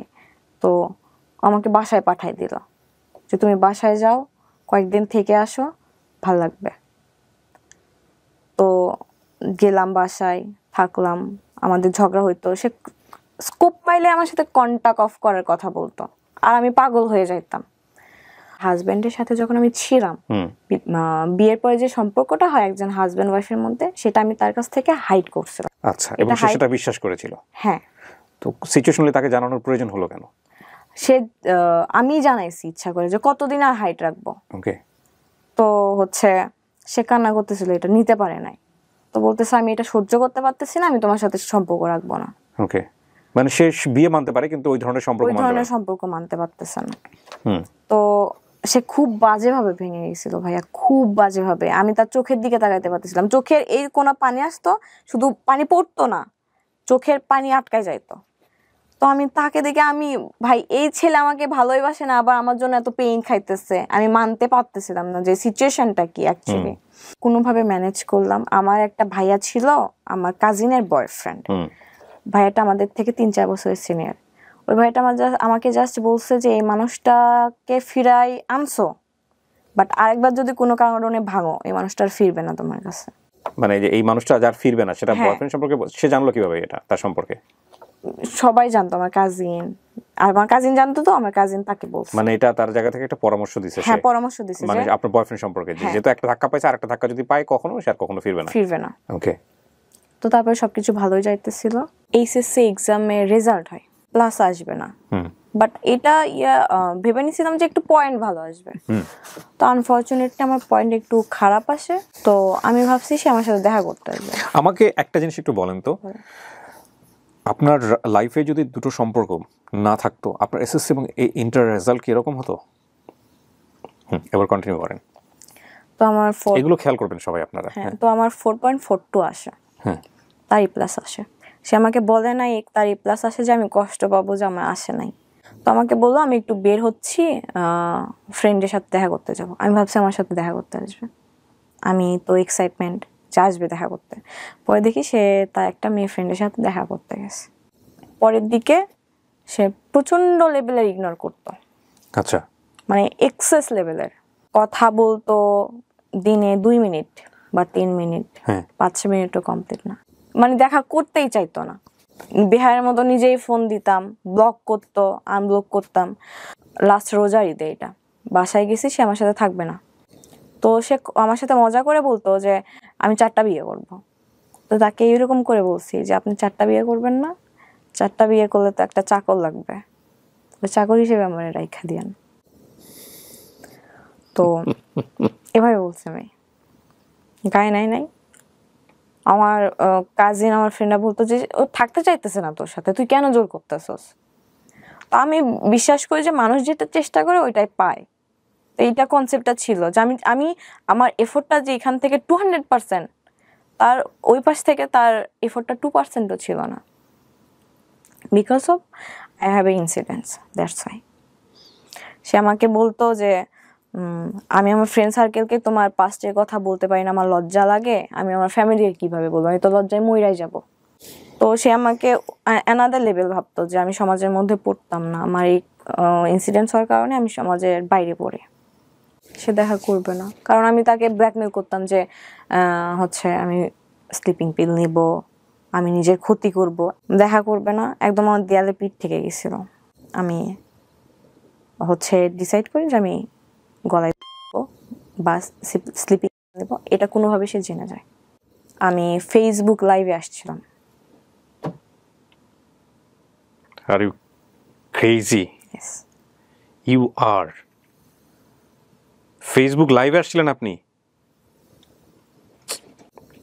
আমি নিতে পারতেছিলাম না পেইনটা লাস্ট 1 বছর ধরে। ওকে আপনাকে ব্লক করে দিয়েছিল সমস্ত জায়গা থেকে? হ্যাঁ, সব জায়গা থেকে। মানে আপনি ওর সাথে কমিউনিকেট করতে পারতেছিলাম না। তো মনে হচ্ছে লাইভে আসলে ও দেখবে? লাইভে আসলে দেখবে বা কোনোভাবে দেখবে? আপনাকে তো ফেসবুকে ব্লক করেছে। তার ফ্রেন্ড সার্কেল আছে না আমার সাথে অ্যাড, তো ফ্রেন্ড সার্কেলকে ইনবক্স করতেন, ট্রাই করতেন, কিন্তু লাইভে আসার সিদ্ধান্ত কেন নিলেন? আমি ইনবক্স করে দেখছি ভাইয়া, সবাই বলে যে ও তোমারে চায় না, তুমি কেন তার পিছনে পাগল। সো লাইভে এসে কি চাচ্ছিলেন, যে স্ক্যান্ডাল হোক একটা? না, আমি এটা চাচ্ছিলাম না। আমি জাস্ট আমি যে পেইনটার মধ্যে আছি, ট্রমার মধ্যে আছি, আমি আমার তখন। Do you have that live still? No. কি করছেন আপনি লাইভে এসে? আমি বলছি যে আমি এই পেইনের মধ্যে আছি, একটা ছেলে। ওকে সম্বোধন করেই বলছেন? নাম উল্লেখ করে নাই। কি করছেন আপনি বলেন তো, জাস্ট লাইভে গিয়ে আপনার কি মনে আছে? ওকে, আমি বলছি যে আমি একটা ছেলের সাথে লাস্ট 1 বছর ধরে রিলেশনশিপে আছি, সে আমাকে ধরতেছে ছাড়তেছে, ধরতেছে ছাড়তেছে, এরকম অবস্থা। আমি পেইন নিতে পারতেছি না কোনোভাবেই। আমি পাগলের মধ্যে তাকে ভালোবাসি, সে বুঝে না। তো আমি এই স্টেপ নিতে বাধ্য হচ্ছি, তার কোনো দোষ নাই।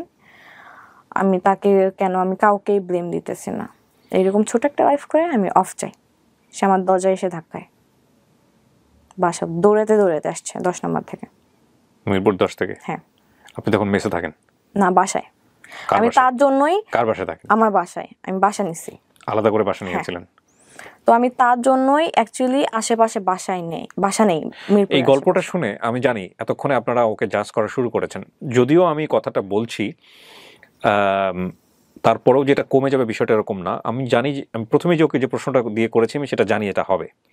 অনেকে ওকে ট্রল করবেন, অনেকে ওকে বাজে মন্তব্য করবেন, অনেকেই গালিগালাজ করবেন, অনেকেই অনেক ধরনের মন্তব্য এখানে করবেন, সেটা আমি জানি। তারপরও আমি বলাটা নৈতিক দায়িত্ব, এই জন্যই বলছি। ওকে জাজ করেন না। ও যেটা ফেস করেছে লাইফে সেটা থেকে একটা মোরাল লেসন আজকে অনেক মানুষকে বলবে, যেটা হয়তো ওর মতো যারা আছে, ওর বয়স রাইট নাও 20, অনেক মেয়ে হয়তো ওর গল্পটা শুনে ওর মতো ভুল থেকে বেঁচে যাবে আজকে। সো ওকে জাজ করেন না। ওকে জাজ করার আগে সবাই নিজের দিকে একটু আঙুলটা তুলেন। আপনারা আপনাদের, বা ইনক্লুডিং মি, আমরা আমাদের জীবনে কতটা ভুল করি। সো গল্পটা প্রচারের উদ্দেশ্য এটাই যে ও যে ইনসিডেন্টের কথা এখানে বলছে, সেই ইনসিডেন্টটা ইদানিং আমাদের সমাজে অনেক বেশি অহরহ হচ্ছে। কেউ হয়তো বলে, কেউ হয়তো বলে না, কিন্তু আমরা চাই না যে কারো জীবনেই এই ঘটনাগুলো ঘটুক। সে কারণেই মূলত আমরা এই গল্পটা প্রচার করছি বা শিখবো, কিন্তু কোনোভাবে ওকে আমরা জাজ করব না। তো আপনি আলাদা একটা বাসা নিয়েছেন, এই বাসায় আপনি একা থাকতেন, সাবলেটে থাকতেন, ও আসতোই বাসায়? না। আচ্ছা, তো জানতো আপনি এই বাসায় আছেন? হ্যাঁ হ্যাঁ, বাসা নিচে আসতো মাঝে মধ্যে, আমার পিক করে ঘুরতে যাইতাম। Okay fine. সো এসে দরজায় নক করে ডিরেক্টলি নিচের দারোয়ানকে নক করছে, যে 5 তলায় থাকে, জানতো আমি 5 তলায় থাকি, নিয়ে উপরে উঠছে। তো দরজা লক করার অনেক ধাক্কাধাক্কি করতেছিল, আমি স্টিল তখন ঠিক ছিলাম, তো আমি বাধ্য হয়ে দরজা খুলতে বাধ্য হয়েছি। সে আমাকে ধুইকায় ঠাস করে, যত জোরে শক্তি ছিল আমার মারে। তারপর আমি সেদিন তার চোখে মুখে ভয় দেখতে পাইছি। খুব স্বাভাবিক এটা। এবং আপনি কি এর আগে পর্যন্ত জানতেন যে ভয় দিয়ে কখনো ভালোবাসা হয় না? না, আমি এটা অনেক কিছু শেখার আছে আজকের এই গল্পে। Please listen this story very carefully. হ্যাঁ, আমার এটা উদ্দেশ্য ছিল যেভাবে হোক তাকে আমি পাইতে হবে, এরকম একটা উদ্দেশ্য ছিল। তো সে হাঁপাইতেছে লিটারালি। আসার পরে আপনি সাবলেটে থাকতেন, আর লোকজনগুলো কোথায় ছিল যখন তারপর আপনি আমি যে আপুর কাছে সাবলেটে থাকি, ওই আপু জব করে, তো বাসায় ছিল না। সকালে যাইতো, রাত 10টার পর আসতো, বা অনেক সময় আসতো যে বাসায় আসতো না। আমার মাথা ঘুরতেছিল, যত জোরে শক্তি ছিল দিছে, এটা বাড়ির মালিক অব্দি চলে গেল। ওইখানে চিল্লাচিল্লি হচ্ছিল। হ্যাঁ, তার যখন দরজা ধাক্কা ছিল, উপরে ফ্ল্যাটে, নিচে ফ্ল্যাটে লোকজন জমা হয়েছিল, মানে সামথিং ইজ হ্যাপেনিং देयर। হ্যাঁ, তো ওখানে একটা হ্যাসেল হওয়ার কারণে পরে সিদ্ধান্ত নেয় যে আমাকে বাসায় রাখবে না, কারণ বাসা থেকে বের করে দিবে। হ্যাঁ, আমার যদি কিছু হয়ে যায় ব্লেমটা মালিকের কাছে, বা হ্যাঁ ডেফিনেটলি। তো আমি কোনোভাবে ম্যানেজ করি। এগুলো কি বুঝতেছিলেন আপনি লাইফটা করার আগে, নাকি বুঝতেছিলেন না, নাকি মাথায় আসতেছিল না? আউট অফ কন্ট্রোল ছিলাম। আমি বললাম না, ছোটবেলা থেকে একটা সমস্যা আছে, আমি রাগ উঠলে কখন কি করি না করি, আমার এটা আমি সেন্সে থাকি না। তো তারপরে যাই হোক, তাকে আমি বাসায় পাঠিয়ে দিলাম, যে সে এখানে থাকলে সে প্রবলেম ফেস করবে। তাকে যেমনি হোক রাত 8টার সময় বাসায় পাঠিয়ে দিলাম। তো তারপর আমি বাসায় ম্যানেজ করলাম, মালিকের সাথে বাড়িওয়ালা হলে তো সে ডেফিনেটলি তাকে পুলিশকে ইনফর্ম করার কথা, যদি সচেতন বাড়িওয়ালা হয়। করার কথা ছিল, মানে আমি যদি হতাম, আমি ডেফিনেটলি 999 কল দিয়ে বলতাম যে সামথিং ইজ হ্যাপেনিং হিয়ার, যেটা আমার বিয়ন্ড কন্ট্রোল। উনি কি করলেন? আর ডেফিনেটলি আপনাকে তখন বেরও করে দিতে পারবে না, কারণ আপনি তখন কার কাছে যাবেন? আইদার আপনার প্যারেন্টসকে কল করতে হবে অথবা পুলিশকে কল করতে হবে। বাসায় কল করছে যে আপনার মেয়েকে নিয়ে যান। আচ্ছা, নিয়ে যাওয়ার দরকার নেই, আজকেও বাসায় যাক, ফার্নিচার গুলো এখানে থাক, পরে এসে আপনি ফার্নিচার গুলো নিয়ে যান। আমি বাড়িওয়ালার আন্টি ছিল, অনেক ভালো ছিল, লিটারালি আমাকে দেখে কান্না করে দিচ্ছে যে তুমি তো আমার মেয়ের বয়সে, তুমি এত বড় ভুল কেন করবা, স্টেপ কেন নেবা? তো আন্টিকে আমি বুঝাইলাম, সরি বললাম, ওইদিকে ম্যানেজ হয়ে গেল।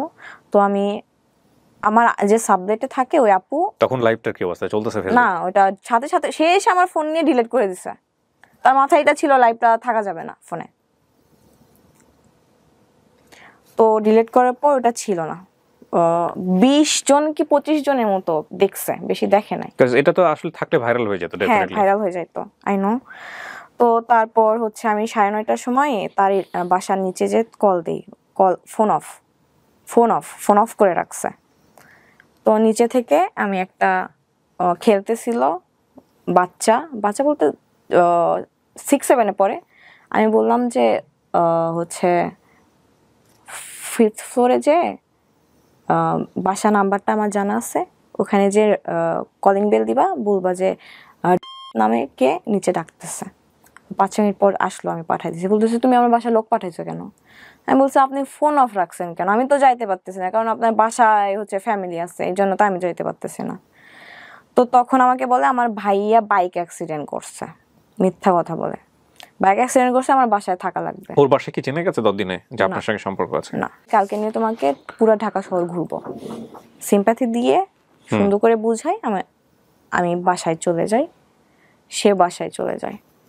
রাতে আর কল দেয় না, বলে ভাই অ্যাক্সিডেন্ট করছে, আমার ভাইয়ের কাছে থাকা লাগতেছে, আমি আজকে তোমারে কল দিব না, কালকে সকালে কল দিব। আমি আর বুঝতেছি না সেই রাতে সে তার গ্রামের বাড়িতে চলে যাইতেছে, আমি এটা জানি না।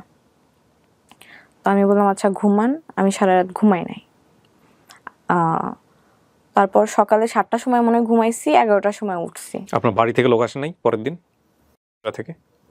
আসতে চাইছিল, আমি আটকাইছি। আম্মু আসতে চাইছিল, আব্বু অসুস্থ ছিল, আব্বু হচ্ছে ভাইয়া কিছু জানে না? না, ভাইয়া জানে না। তো তারপর হচ্ছে সে চলে গেছে, আমি পরের দিন বিকালের দিকে তাকে কল দেই যে আপনার তো আজকে আমার সাথে বের হওয়ার কথা ছিল। বলতেছে আমি তার নানু বাসা হচ্ছে আপনার নোয়াখালী, দাদু বাসা নোয়াখালী, নানু বাসা ভোলা, দুই জায়গায় থাকা হয় তাদের। নোয়াখালী গেছে। আমি বললাম নোয়াখালী গেছেন মানে? আজকে আপনার হচ্ছে আমাকে নিয়ে বের হওয়ার কথা ছিল। বলতেছে বেশি কথা বলবো না, ব্লক খাবা। আবার হ্যাঁ, বিষয়টা আপনারা হয়তো অনেকেই রিলেট করতেছেন, তারপরেও বলি আপনারা, কারণ গল্পটা এই পার্টটা অনেক বড়। ওর লাইফের আরেকটা পার্টে যেটা, একটা ছেলেও কিন্তু ওর জন্য ওরকম ক্রেজি ছিল, যে ওর ফার্স্ট হাজবেন্ড ছিল। হ্যাঁ, ফার্স্ট হাজবেন্ড মানে কি, হাজবেন্ডই ছিল আলটিমেটলি, পরে তার হাজবেন্ড কেউ হয়েছে কিনা আমি জানি না এখন পর্যন্ত। তো এরপরে যে রিভার্সটা করছে, ও ক্রেজি হয়েছে কারোর জন্য, এটা একটু খেয়াল করেন। মানে ওর লাইফে ওর জন্য কেউ ক্রেজি ছিল এই লেভেলের একটা সময়, এবং সেটা সে বুঝে ওর দিকে যে কোনোভাবেই হোক ডিভিশন দিয়ে ওকে অ্যাচিভ করার চেষ্টা করতেছে। তো তারপর হচ্ছে ব্লক খাওয়া। তো বলতেছে আমি এখন সামনে আমার গুচ্ছর এক্সাম, আমি একটু ঘুমাইতে আসছি এখানে, তুমি আমাকে ঘুমাইতে দাও নাই। এদিকে আমি কতদিন কত রাত ঘুমাই নাই তার তো কোনো আইডিয়া নাই। তো আমি একটু শান্তি মতো ঘুমাইতে আসছি, আমার সামনে গুচ্ছ এক্সাম, তুমি আমাকে ডিস্টার্ব করবো না। গুচ্ছ এক্সাম? গুচ্ছ কি জিনিস এটা? Varsity exam. গুচ্ছ বলতে এখানে 24টা ভার্সিটি আছে। ও ওকে, এটা আমার সাথে আমি পরিচিত না, রিসেন্টলি বোধহয় হয়েছে। হ্যাঁ, এটা বলে সে আমার ব্লক করে দিল সব জায়গা থেকে। আমি 8 ঘন্টার মধ্যে। এত ব্লক করতে কেন? কারণ আপনি খুব পোক করতেন তাকে? জান কি করতেছো, জান কোন জায়গায়, জান এইটা, জান ওটা, বাথরুমে কিনা? কখনোই না। আমি তাহলে ব্লক কেন করতে পারবো? কখনো তার থেকে কৈফিয়ত চাই নাই। কই বাইরে, আচ্ছা ঠিক আছে বাসায় যাও, আমাকে একটু কল দিয়েন। কখনো জানতে চাই না যে বাইরে কি করো তুমি। বাট সময় চাইতেন? হ্যাঁ, সময় চাইতাম। তো ব্লক করলো, আমি 8 ঘন্টার মধ্যে ডিসিশন নিলাম আমি নোয়াখালী যাব। আমি অসুস্থ, 2 দিন হচ্ছে আমি খাই নাই, 2 দিন হচ্ছে ঝামেলা চলতেছে তার সাথে, আমি 2 দিন খাই নাই। আমি খাইছি আপনার কোক আছে না, কোকের উপর আছে, আমি শুধু কোক খাইতেছি। তো আমি একটা সিএনজি রিজার্ভ করলাম, আপনার ইয়াতে চলে গেলাম সায়দাবাদ। এত পরিমাণ তাকে ভালোবাসি যে আমি নিজের পাশে কখনো কাউরে কল্পনা করতাম যে না, বাসে তো সিট 2টা না, আমার পাশে কেউ বসবে এটা আমি মানতে পারতাম না। আমি 2টা সিটই বুক করে নিতাম। তো আমার কাছে টাকা ছিল না, তো আমি আম্মুকে ফোন করে বললাম যে আম্মু আমার সাইকিয়াট্রিস্ট দেখানোর কথা ছিল। ওকে, সো ফ্যামিলি থেকে সাইকিয়াট্রিস্ট দেখানোর কথা হচ্ছে। হ্যাঁ, আমার এগুলো ক্রেজিনেস দেখে আম্মুকে বললাম আমি ডক্টর দেখাবো, আমাকে টাকা পাঠান। সো আপনি রাজিও ছিলেন? হ্যাঁ, কারণ এটা আমার দরকার। আপনি বুঝতেছিলেন যে এগুলো আপনার প্রবলেম হচ্ছে, হ্যাঁ। এবং আপনি 8-10 জনের মতো না। না, আমি ডিফারেন্ট, এটা আমি বুঝতেছিলাম যে আমাকে প্রবলেম করতেছে, এখান থেকে আমাকে হচ্ছে মুভ অন করা লাগবে। এটার জন্য ডক্টরকেও যদি দেখানো হয় আমি দেখাবো। তো আম্মুকে বললাম আমি ডক্টর দেখাবো, আমাকে টাকা পাঠান। মিথ্যা কথা বলছি। এই টাকা দিয়ে আপনি নোয়াখালী যাবেন? হ্যাঁ, আমাকে 5,000 টাকা পাঠাইছে। আমি গেছি, সারা রাস্তা আমি তার সাথে কন্ট্যাক্ট করার চেষ্টা করতেছি, পারতেছি না। নোয়াখালীর অ্যাড্রেসটা জানতেন? জানি না কোথায় থাকে, আমি শুধু জানি নোয়াখালী সদরের আশেপাশে থাকে। আমি ওখানে গিয়ে কি করবেন? মাইকিং করবেন? এর মধ্যে যদি আমি তার সাথে কন্ট্যাক্ট করার চেষ্টা করি, সে তো অবশ্যই যদি জানে যে আমি নোয়াখালী যাইতেছি, তার তো অবশ্যই এটা না যে নোয়াখালী আসতেছে, অন্তত দেখা করবো আমি। জানাবেন কি তার ফ্রেন্ডদেরকে? হ্যাঁ, ফ্রেন্ডদের মাধ্যমে। তো আমি তার একটা ফ্রেন্ডকে ফোন দিলাম, তো ব্যস্ত বলতেছে। আমি মনে করলাম ব্লক করে দিছে ওর ফ্রেন্ড আমাকে। তো আমার সামনে সিটে একটা আন্টি বসছিল, আন্টির কাছ থেকে ফোন নিলাম আমি যে আন্টি একটু কথা বলবো, আমার ফোনে টাকা নাই। তো ওইখান থেকে তার ফ্রেন্ডকে একটা ফোন করলাম যে ভাই আপনি কি আমাকে নাম্বারে ফেসবুকে ব্লক করছেন? বলতেছে হ্যাঁ। কেন করছেন? বলতেছে যে ফোন দিয়ে বলছে যে আমার সাথে যদি কোনো কন্টাক্ট রাখিস তাহলে তোর সাথে আমি ফ্রেন্ডশিপ রাখবো না। তো আমাকে বাধ্য হয়ে করা লাগছে। বলতেছে যে আপু কিছু মনে করেন না। তারপর আমাকে অনেকগুলো কথা শোনালো যে হ্যাঁ তুমি ওর জন্য পাগল, ও তো থাকতেই চাইতেছে না, ওকে ছাড়ো। তারপরে আমি হচ্ছে আমার একটা ফ্রেন্ডকে কল দিলাম যে আমি তোর নাম্বার দিতেছি, কন্টাক্ট কর। তো সে সাথে কন্টাক্ট করতে পারছে। তো বলতেছে ভাইয়া হচ্ছে রাফিয়া তো অন দ্য ওয়ে হচ্ছে নোয়াখালী যাইতেছে, কুমিল্লায় আছি আমি তখন। তো বলতেছে ও মরে গেল, আমি ও রাস্তায় পড়ে থাকলে আমি ওর সাথে দেখা করবো না, ওর লাশের দিকে আমি ফিরেও তাকাবো না, এইভাবে বলছে। তো বলতেছে যেখানে আছে সেখান থেকে ঢাকা ব্যাক করতে বলো। তো আমার সেন্সে ছিল যে আমার লাভ নাই। বাট রাত 9:30 কি 10টা বেজে গেছিল। ওই হাইওয়েতে নামলে আশপাশ কোনো বাড়ি ঘর নাই, আমি ওইখানে যদি নামি আমি বিপদে পড়ে যাব। আমি চেষ্টা করতেছিলাম যে আমি ঢাকার দিকে ব্যাক করার, তো পারতেছিলাম না। তো তারপরে হেল্পার কন্ট্রাক্টর ছিল বাসে, বললাম যে আমাকে একটু কোনো বাস স্ট্যান্ডে নামাই দিয়েন, বা যেখান থেকে আমি ঢাকাতে ব্যাক করতে পারবো। রাত বাজে তখন 11:30। আমাকে একটা বাস স্ট্যান্ডে নামাই দিছিল নোয়াখালীতে ঢুকতেই, চাটখিল জায়গাটার নাম। আমি সাথে অন্য একটা ফ্লেক্সি লোডের দোকান থেকে ফোন নিয়ে কল দিই, এর নাম্বার ঢোকে না, আম্মুর নাম্বার ছিল আমার কাছে, ওর আম্মুর নাম্বারে কল দিছি, ওর আব্বু ধরছে। তো আমি পরিচয় দিছি আমি তার ফ্রেন্ড, আমি নোয়াখালী আসছি একটা কাজে, ফোন পাচ্ছি না, তোকে দিছে। তারপর বলতেছি আমি তোর আম্মুরে কল দিতেছি, সেটা বললাম। আমার আম্মুরে কল দিয়ে যাতা বলছে, মাকে ফোন দিয়ে যাতা বলছে। তো তারপর আমি বলতেছি আপনি যা ইচ্ছা করেন আমারে কল দেন, এখন আমার নাম্বার যেহেতু আপনি ব্লক করছেন আমি আপনাকে কল দিতে পারতেছি না। আমি এখন রাগ বাদ দেন, আমি একটা মেয়ে, আমি হয়ে আপনার কাছে হেল্প চাইতেছি, আমি একটা মেয়ে হয়ে আপনার কাছে সাহায্য চাইতেছি। রাত 12টা বাজে, এখানে আশপাশ সব দোকান বন্ধ, আপনি আমাকে হেল্প করেন। বলতেছে তুই মর, আমি তোর লাশও দেখতে যাব না। কানাকাটি করছে আশপাশ, ফোনে এগুলা বলতেছে। হ্যাঁ, আশপাশ ইটস ভেরি ডেঞ্জারাস। কেন বলি আপনাকে, এখানে অনেকগুলো ইস্যু আছে। ওই যে বললো না যে মারা যাবা সামথিং লাইক দিস, এই যে ফোনটা কথা বলছে, ওর ফোন থেকে যাওয়া ফোন গেছে, এটা কি আপনার ফোন থেকে ছিল? আপনার ফোন থেকে ওর সাথে কথা বলতেছিলেন তখন, নাকি অন্য কারো ফোন থেকে? মানে এটা যদি কখনো নিজের ফোন থেকে বলে বা ওর ফোনে যার আছে সেটা যদি ট্র্যাক আউট করা যায়, তাহলে এটা মানে কি সম্পর্ক, কেন মেয়েটা মারা গেছে বা কি হয়েছে যদি চায়, এটা বের করা কোনো ব্যাপারই না বাংলাদেশ পুলিশের জন্য। সো এই যে ফোনে আমরা এই জাতীয় কথাবার্তাগুলো বলি, 100 বার চিন্তা করা উচিত। তো তারপর সে যখন ফোন কাটলো, একটা সিনজেলা সে বলতেছে আপু কোথায় যাবেন? তো আমি বলতেছি ভাইয়া আশেপাশে কি কোনো আবাসিক হোটেল আছে বা 5 স্টার বা 4 স্টার হোটেল আছে, আমি একটু থাকবো, আমি কাজে আসছিলাম, আমি ফেসে গেছি এখানে। তো সিনজেলাটা বয়স্ক ছিল, আঙ্কেল টাইপের, প্রায় 10 কিলো আমাকে নিয়ে গেছে, কোনো আলো নাই, অন্ধকার, ইচ্ছা করলে কিন্তু আমার ক্ষতি করতে পারতো। আমি দিকে দোয়া পড়তেছি যেন মানে কোনো বিপদে না পড়ি। সে আমাকে একটা হোটেলের নিচে নামাই দিল, চাইনিজ হোটেল ছিল মনে হয়। তো তখন কল দেয় আমার নাম্বারে, কল দিয়ে বলে আমি তোর নামে জিডি করবো থানায় কালকে, তুই যে আমাকে থ্রেট দিতেছস জিডি করবো। ঠিক আছে, যা ইচ্ছা করেন। তো তারপরে আবার কল দিয়ে বলতেছে যে আমি তখন আমি হোটেলে ঢুকবো মাত্র, তখন কল দিছে। তো বলতেছে আমি একটা পুলিশ আঙ্কেলকে পাঠাইতেছি, কোথায় আসো অ্যাড্রেস দাও, তুমি বাইরে আসো, কেউ যদি তোমাকে আমি কিছু করতে পারবো না এখানে। আমি বলছি এটা মাথায় আছে আপনার? 12:30 পৌনে 1টা বাজে এখন। কিন্তু ওর তো মাথায় ছিল, আপনার কেন মাথায় থাকে নাই? আমার মাথায় আছে, এই জন্যই তো আমি চেষ্টা করতেছি নিজের প্রোটেক্ট করা। হয়ে গেছে, আমি তো চলেই গেছি ওখান থেকে, তো আর ব্যাক করতে পারতেছি না। রাফিয়া, আমার প্রশ্নটা হচ্ছে যে এরকম একটা ঘটনা তো আপনার নোয়াখালীতে যাওয়ার আগে চিন্তা করার কথা। হ্যাঁ, তখন সেটা মাথায় ছিল না। তারপর 999 কল দিছে সম্ভবত, আমি অ্যাড্রেস দিছি, পুলিশ আসছে আমার থানায় নিয়ে গেছে। থানায় ঢুকছি 1:30টার সময়, তার মধ্যে তার বড় ভাইয়ের সাথে কন্টাক্ট হয়েছে। থানায় নিয়ে আপনাকে কি প্রশ্ন করলো? থানায় নিয়ে অনেক প্রশ্ন করছে, ডেফিনেটলি করা উচিত। এবং আপনাকে যখন থানায় নিল, তার আগে কি আপনার বাবা মার সঙ্গে আপনার কথা হয়েছে যে আপনি থানায় যাচ্ছেন, বা থানায় নেওয়ার পরে পুলিশ কি জানিয়েছে? তো তার মাঝখানে তার বড় ভাইয়ের সাথে কথা হয়েছে। তার বড় ভাই বাইরে থাকে, দেশের বাইরে। আমি তাকে ফোনে না পেয়ে তার বড় ভাইকে সবকিছু বলে দিই। হ্যাঁ, আমার দেয়ালে পিঠ থেকে গেছিল। কি বলবেন আপনি? অপরাধ তো তার না, আপনার কথা অনুসারে যদি আমরা যাই। হ্যাঁ, কারণ সে তো তার দিক থেকে ক্লিয়ার, দোষটা আমার, আমি বলতেছি।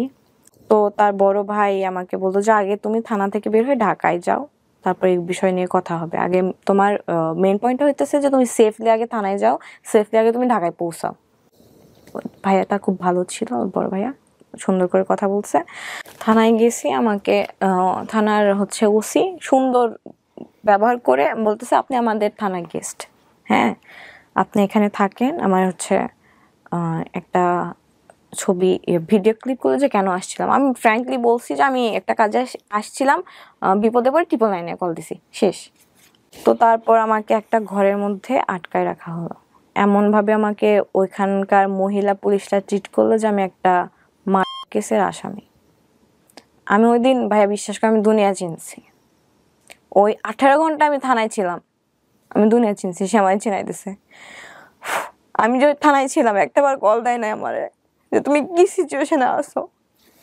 আমাকে লিটারালি ফোর্স করা হইতেছে যে ওই ছেলের নামে মামলা করো, ফ্যামিলির নামে জিডি করো। ওইখানে একটা আঙ্কেল ছিল, যখন শুনছি ও থেকে আসছে তখন আমার কাছে গেছে, বলতেছে ওই ছেলের নাম্বার দাও আমাকে, ও ছেলে কি করা লাগতেছে আমি করব। আমি বললাম না, আমি তার কোনো ক্ষতি চাই না। একটা বারও কল দেয় নাই, হারাই গেছে সে। তারপর আমি অনেকবার ট্রাই করছি, তাকে আমি কোনোভাবে ফোনে পাই নাই। তার আম্মু নাম্বারে কল দিছি, ফোনে পাই নাই। তার ভাইয়াকে লাস্ট অব্দি কল দিছি সকালবেলা, ভাইয়াকে বলছি, এটা বলা সাহস পাই না যে ভাই আমি এর সাথে কথা বলবো, বড় অনেক সিনিয়র। প্রাউডলি বলছে যে আমি তাকে বেস্ট সলিউশন দিছি, থানা হচ্ছে সেভ করছি। বাট ওই 17 ঘন্টা যে আমি কি ফেস করছি শুধু আমি জানি। আমাকে কয়েদের খাবার দেওয়া হয়েছে যেগুলো থানার জেলে বসে খায়, আমি আমি ছুঁয়ে দেখি নাই। আমার 14 গোষ্ঠী এগেও কখনো থানা ফেস করে নাই। ওখানে লিটারালি আমার উপর ফোর্স করা হয়েছে যে জিডি করেন, জিডি করেন, জিডি করেন। আপনার হচ্ছে আমি হাত ধুবো, আমাকে হচ্ছে কলা কলা দিছে, কেক দিছে। তো কলাটা পচা টাইপের ছিল, আমি খাইছি, তারপরেও আমি জীবনে খাই নাই। আমি কখনো নিজে হাতে ভাত খাই না, বাসায় গেলে আম্মু খাওয়াই দেয়। তো আমার হাত রেখে গেছে। আমি বললাম যে একটা মহিলা কনস্টেবল ছিল, আমি বললাম যে দরজাটা খুলেন, আমি একটু হাত ধুবো। বলতেছে আপনার কয়টা চাকর আছে, আপনি বারবার হচ্ছে দরজা খুলবে আবার হচ্ছে লাগাই দিবে। আমি ওই দিন আমি দুনিয়া চিনছি। তারপরে আমার মনের মধ্যে এটা আসছে যে আমি তার দিকে আর ফিরে তাকাবো না, এখান থেকে বের হই আমি শুধু। তো হচ্ছে থানাতে বলতেছিল যে ফ্যামিলি মেম্বার না আসলে আপনাদের ছাড়বো না। আব্বু অসুস্থ, এদিকে আম্মু তো কিছুই জানে না। কোনো ওয়ে না পায় আমি একটা ফ্রেন্ডকে ফোন দিছি যে দোস্ত আমি এরকম নোয়াখালী হচ্ছে এখানে এসে, ডিটেলসে বললাম না, আমি তাকে বলছি তুই নোয়াখালী আয়, এসে আমার জাস্ট নিয়ে যায় এখান থেকে। সে একবারও জানতে চাইলো না কি হয়েছে, কাহিনী কি। সে বাইক রাইডার, হ্যাঁ, বাইক থেকে নোয়াখালী গেছে, বিপদের সাহায্য পাইছি। সে যদি আমাকে ওইখান থেকে না নিয়ে আসতো, আমি 5 দিনে ওইখান থেকে বের হতে পারতাম না। সো ফ্রেন্ড গিয়ে ফ্রেন্ড বনসই দিয়েছে। হ্যাঁ, নোয়াখালী থেকে 7.5 ঘন্টা জার্নি করে বাইকের উপরে। এর মধ্যে আমি এটা পর নিয়েছিলাম যে সে জাহান্নামে যাক, আমি তাকে কখনো খোঁজ নিব না, তাকে ফোন দিব না। আমার এই রাগটা ছিল 8 ঘন্টার। এরকম রাগ আপনার অনেকবার হয়েছে সম্পর্কের মধ্যে? 8 ঘন্টা রাগ ছিল। তাকে আমি ফোন দেই আমার ফ্রেন্ডের নাম্বার থেকে, ফোন ধরে না, তার আম্মুর নাম্বারে কল দেয়, তার আম্মুর নাম্বার আম্মু ধরছে। তো আমার ফ্রেন্ডকে দিয়ে কথা বলাই যে আমি ফ্রেন্ড হচ্ছে, সে বলতেছে নাই। তো তারপর আমি ঢাকায় আসি। ঢাকায় আসার পর অনেকভাবে চেষ্টা করি তার সাথে কন্ট্যাক্ট করার।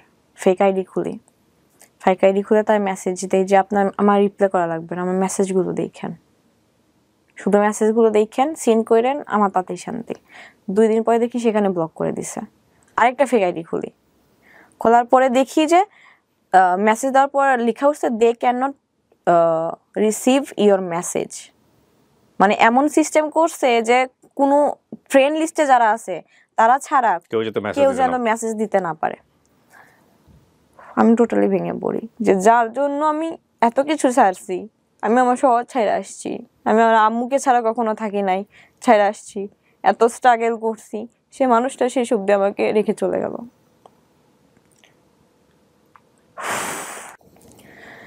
ফ্রেন্ডদের নাম্বার থেকে ট্রাই করি, আমার যে রুমমেট এখন তার ফোন থেকে ফোন করি। বেশ কয়েকদিন আগে আমার কণ্ঠ পেয়ে ফোনটা কেটে দেয়। সে কোনোভাবে আমার সাথে ইনভলভ হতে চায় না, চলে গেছে। সেই সুযোগটা খুঁজতেছিল অনেকদিন যাবত। পুলিশ কেসের পরে কি আর যোগাযোগ হয়েছে? না। থানার পরে আর যোগাযোগ হয় নাই? থানার ঘটনাটা কবে? থানার ঘটনাটা 30 জুন। 30 জুন। আজকে আমার যে রেকর্ডিং টাইম সেটা হচ্ছে 21 জুলাই, 20 দিন 21 দিন আগের ঘটনা। তারপর আমি বাজেভাবে ভেঙে পুলিশ স্টাফ আছে না, সাইকিয়াট্রিস্ট বাংলাদেশে বড়, ওনার কাছে আমি দেখাই। উনি আপনাকে কি সমাধান দিয়েছে? শুধু একটু বলেন যে ওনার সমাধানটা আপনার কাছে ভালো লেগেছে কিনা, এটা বল। ভালো লেগেছে? ওষুধ যেন সব ঠিকভাবে খাই, আর মেইনলি দোষটা আমার, আমি জানি, কারণ আমি তার প্রতি স্টিল নাও বাজেভাবে ক্রেজি একদম। সে আমাকে দোষ দিচ্ছে যে ওর ছেলে তো তোমাকে আগে থেকেই ক্লিয়ার করছে। এই গল্পটা আপনি বলবেন, এটা কি আপনার আগে থেকে চিন্তা ছিল, নাকি আপনি এই থানার ঘটনা বা সমস্ত কিছু ঘটার পরে আপনি সিদ্ধান্ত নিয়েছেন? আমি আমার লাইফের গল্প, যেটা আমার ম্যারিড লাইফ, এটা আমি শেয়ার করতে চাইতাম, বাট এত কিছু হয়ে যাবে আমার এই 20 দিনের মধ্যে, এটা আপনি জানতেন না? জানতাম না। তারপরে হচ্ছে আমি আপনার পেজে যে আপনাকে ছোট একটা মেসেজ দিয়ে রাখি 5-6 লাইনের। রাইট, আমি ফোন নাম্বার ছিল ওখানে, হ্যাঁ আমি সেটার স্ক্রিনশট মহিউদ্দিনকে পাঠিয়েছিলাম। হ্যাঁ আমি বলে তারপরে সে আমার সাথে এসে শেয়ার করছে, স্যার এই হচ্ছে স্টোরি। বলছিলেস আগে আনো ওকে, আমি কথা বলি, দেখি তারপরে কি অবস্থা। সেই কথা বলাটা এটা। জি। আমার কথা বলাটা এরকম না যে আমি আপনার সঙ্গে বাইরে কথা বলবো তারপর হচ্ছে, আমার কথা বলা মানে হচ্ছে সব অন স্ক্রিন। সো ডেফিনেটলি আমি এখানে যতটুকু নিলাম অতটুকু আমি প্রচার করবো না, আমি হয়তো প্রিসাইজলি করবো, বাট এটা সো আপনি যেখানে আসবেন এটা আপনার বাবা মা তো জানে।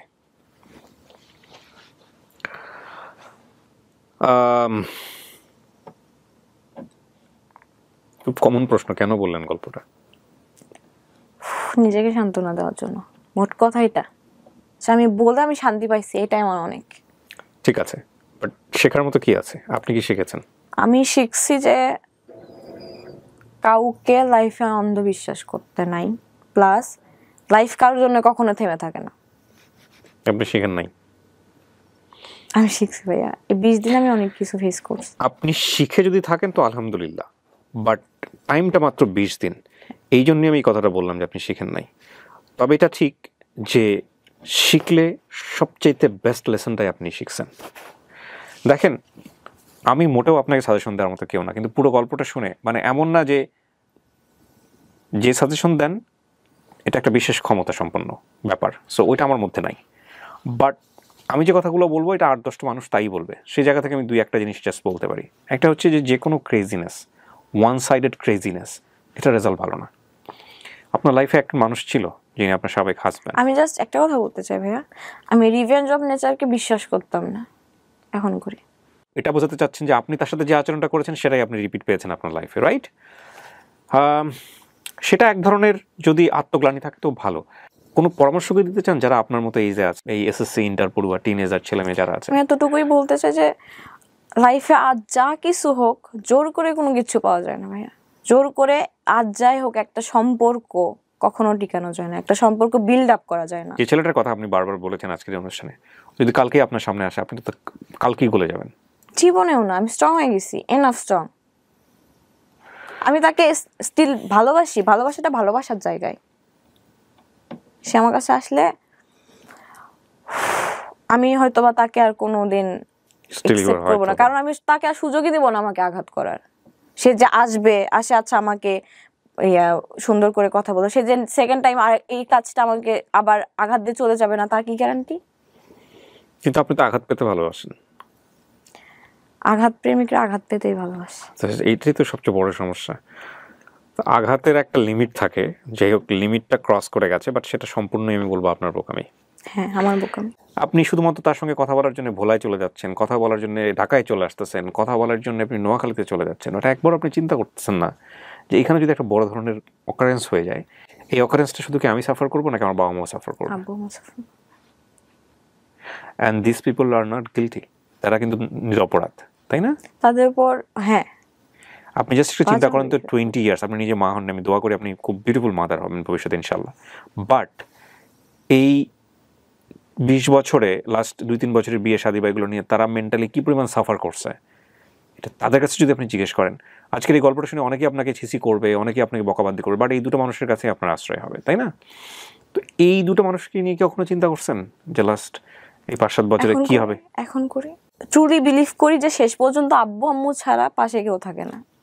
এখন বিশ্বাস করি এটা, হাজার ভালোবাসা জীবনে মানুষ আসবে যাবে, বাট যে কোনো বাজে সিচুয়েশন বলে আব্বু আম্মুই আগে। আমি বলতেছি না যে ভাই বোনও থাকে না আব্বু আম্মু ছাড়া। দুটো জিনিস কখনোই স্যাক্রিফাইস করা উচিত না, একটা হচ্ছে ক্যারিয়ার আর একটা হচ্ছে এডুকেশন। এই দুটো জিনিস ক্ষতি যদি করে কেউ, তাহলে করতে পারে এমন কোনো জায়গাটা থেকে যেই জায়গাটায় আপনার অনেক বড় ঋণ আছে, লাইক বাবা মার একটা অসুখ হয়ে গেছে, ওই সময়টা বাবা মার পাশে না থাকলে বড় ধরনের একটা দুর্ঘটনা ঘটে যাবে, আপনার বাসায় কেউ নাই, আপনি তার পাশে দাঁড়িয়ে আছেন, এতে আপনার পরীক্ষা খারাপ হচ্ছে, এটা আপনি সারা জীবন কনসিডার করতে পারবেন যে না, আমি আমার লাইফের বেস্ট সার্ভিসটা, বেস্ট টাইমটা আমার বাবা মাকে দিছি, ওটার জন্য আপনার কখনো গ্লানি হবে না। কিন্তু এইটার জন্য গ্লানি আছে, যে প্রশ্নটা আমি আপনাকে প্রথমেই করতেছিলাম, যে আপনার এসএসসিতে আপনি ফেল করলেন একবার, সেটা ওই প্রথম সম্পর্কের কারণে, পরবর্তীতে ভালোভাবে রেজাল্ট হলো না, আপনি নিশ্চয়ই এত খারাপ স্টুডেন্ট ছিলাম, পড়াশোনার জায়গাটা নষ্ট করে দিয়েছেন, আমি অনেক দূর যেতে পারতাম, অনেক দূর যেতে পারতেন, আপনি এখন যেখানে পড়াশোনা করছেন তার চেয়ে অনেক বেটার জায়গায় থাকতে পারতেন, না? তবে এটা ঠিক যে রাফিয়া, আমার মনে হয় যে গোছানোর সময় এখনই শেষ হয়ে যায়নি। You are right now 20 only. হ্যাঁ, জীবনের সবচেয়ে গোল্ডেন টাইমগুলো পড়ে আছে। বেস্ট মানুষকে আসার সুযোগ দিতে হয় এবং সেজন্য নিজেকে রেডি করতে হয়। হ্যাঁ, তো সেই কাজটা করেন। প্রেম জীবনে বহু আসবে, বহু চলে যাবে, কিন্তু জীবন যদি প্রেমের জন্য চলে যায় তাহলে কিন্তু বিপদ। হ্যাঁ, আরেকটা জিনিস আমি বিশ্বাস করি ব্যক্তিগতভাবে, সেটা হচ্ছে যাকে আপনি লাভ করেন সে যদি আপনাকে ভয় পায়, আপনার অ্যাক্টিভিটিস দেখে, কোনো কিছু দেখে ভয় পায়, সে আপনাকে কখনোই লাভ করতে পারবে না। যদিও কখনো করে, ভয়ের জন্য করবে, আইদার তার প্রেস্টিজ বাঁচানোর জন্য করবে, অথবা তার সামাজিকতার কথা চিন্তা করে করবে। ওই মানুষটাকে আপনি রিয়েল মানুষ, যে মানুষটা চান, সে মানুষটা পাবেন না। এরপরে যদি আপনি ওর সাথে যান দেখা করতে, বা কোনো কারণে ও যদি আপনার কাছে আসে এবং সেটা নিয়ে যদি কোনো ধরনের কোনো প্রবলেম হয় আপনাদের লাইফে, এবং সেটা যদি কখনো ফেস আউট হয়, কখনো সোশ্যাল মিডিয়াতে আসে, সবাই কিন্তু আপনার দোষ দেবে, কারণ আপনি এখানে কমিটমেন্ট দিয়ে যাচ্ছেন যে আপনি এখন আর কখনো কন্টিনিউ করবেন না। আমি জাস্ট এতটুকুই বলবো যে আমি তাকে ছায়া দিছি, দুনিয়া দেখে আসুক। না, এটা আপনার তার প্রতি ফিলিংস আছে বলে বলতেছেন, আপনি তাকে গিভ আপ করছেন, তারপরে পৃথিবীটা কি করবে না করবে সেটা তার, সে আপনার চেয়ে ভালো মেয়ে পাইতে পারে তার জায়গা থেকে, এটার জন্যই চলে গেছে হয়তো। এই যে আপনি স্টিল তাকে অনেক মিস করেন, সেজন্য এই ধরনের কথা বলতেছেন। বাট আপনি যদি কাট আপ করেন, তারপরে তার জায়গাটা অন্ধকার, ওটার জন্য কোনো মন্তব্যই করা উচিত না আপনার।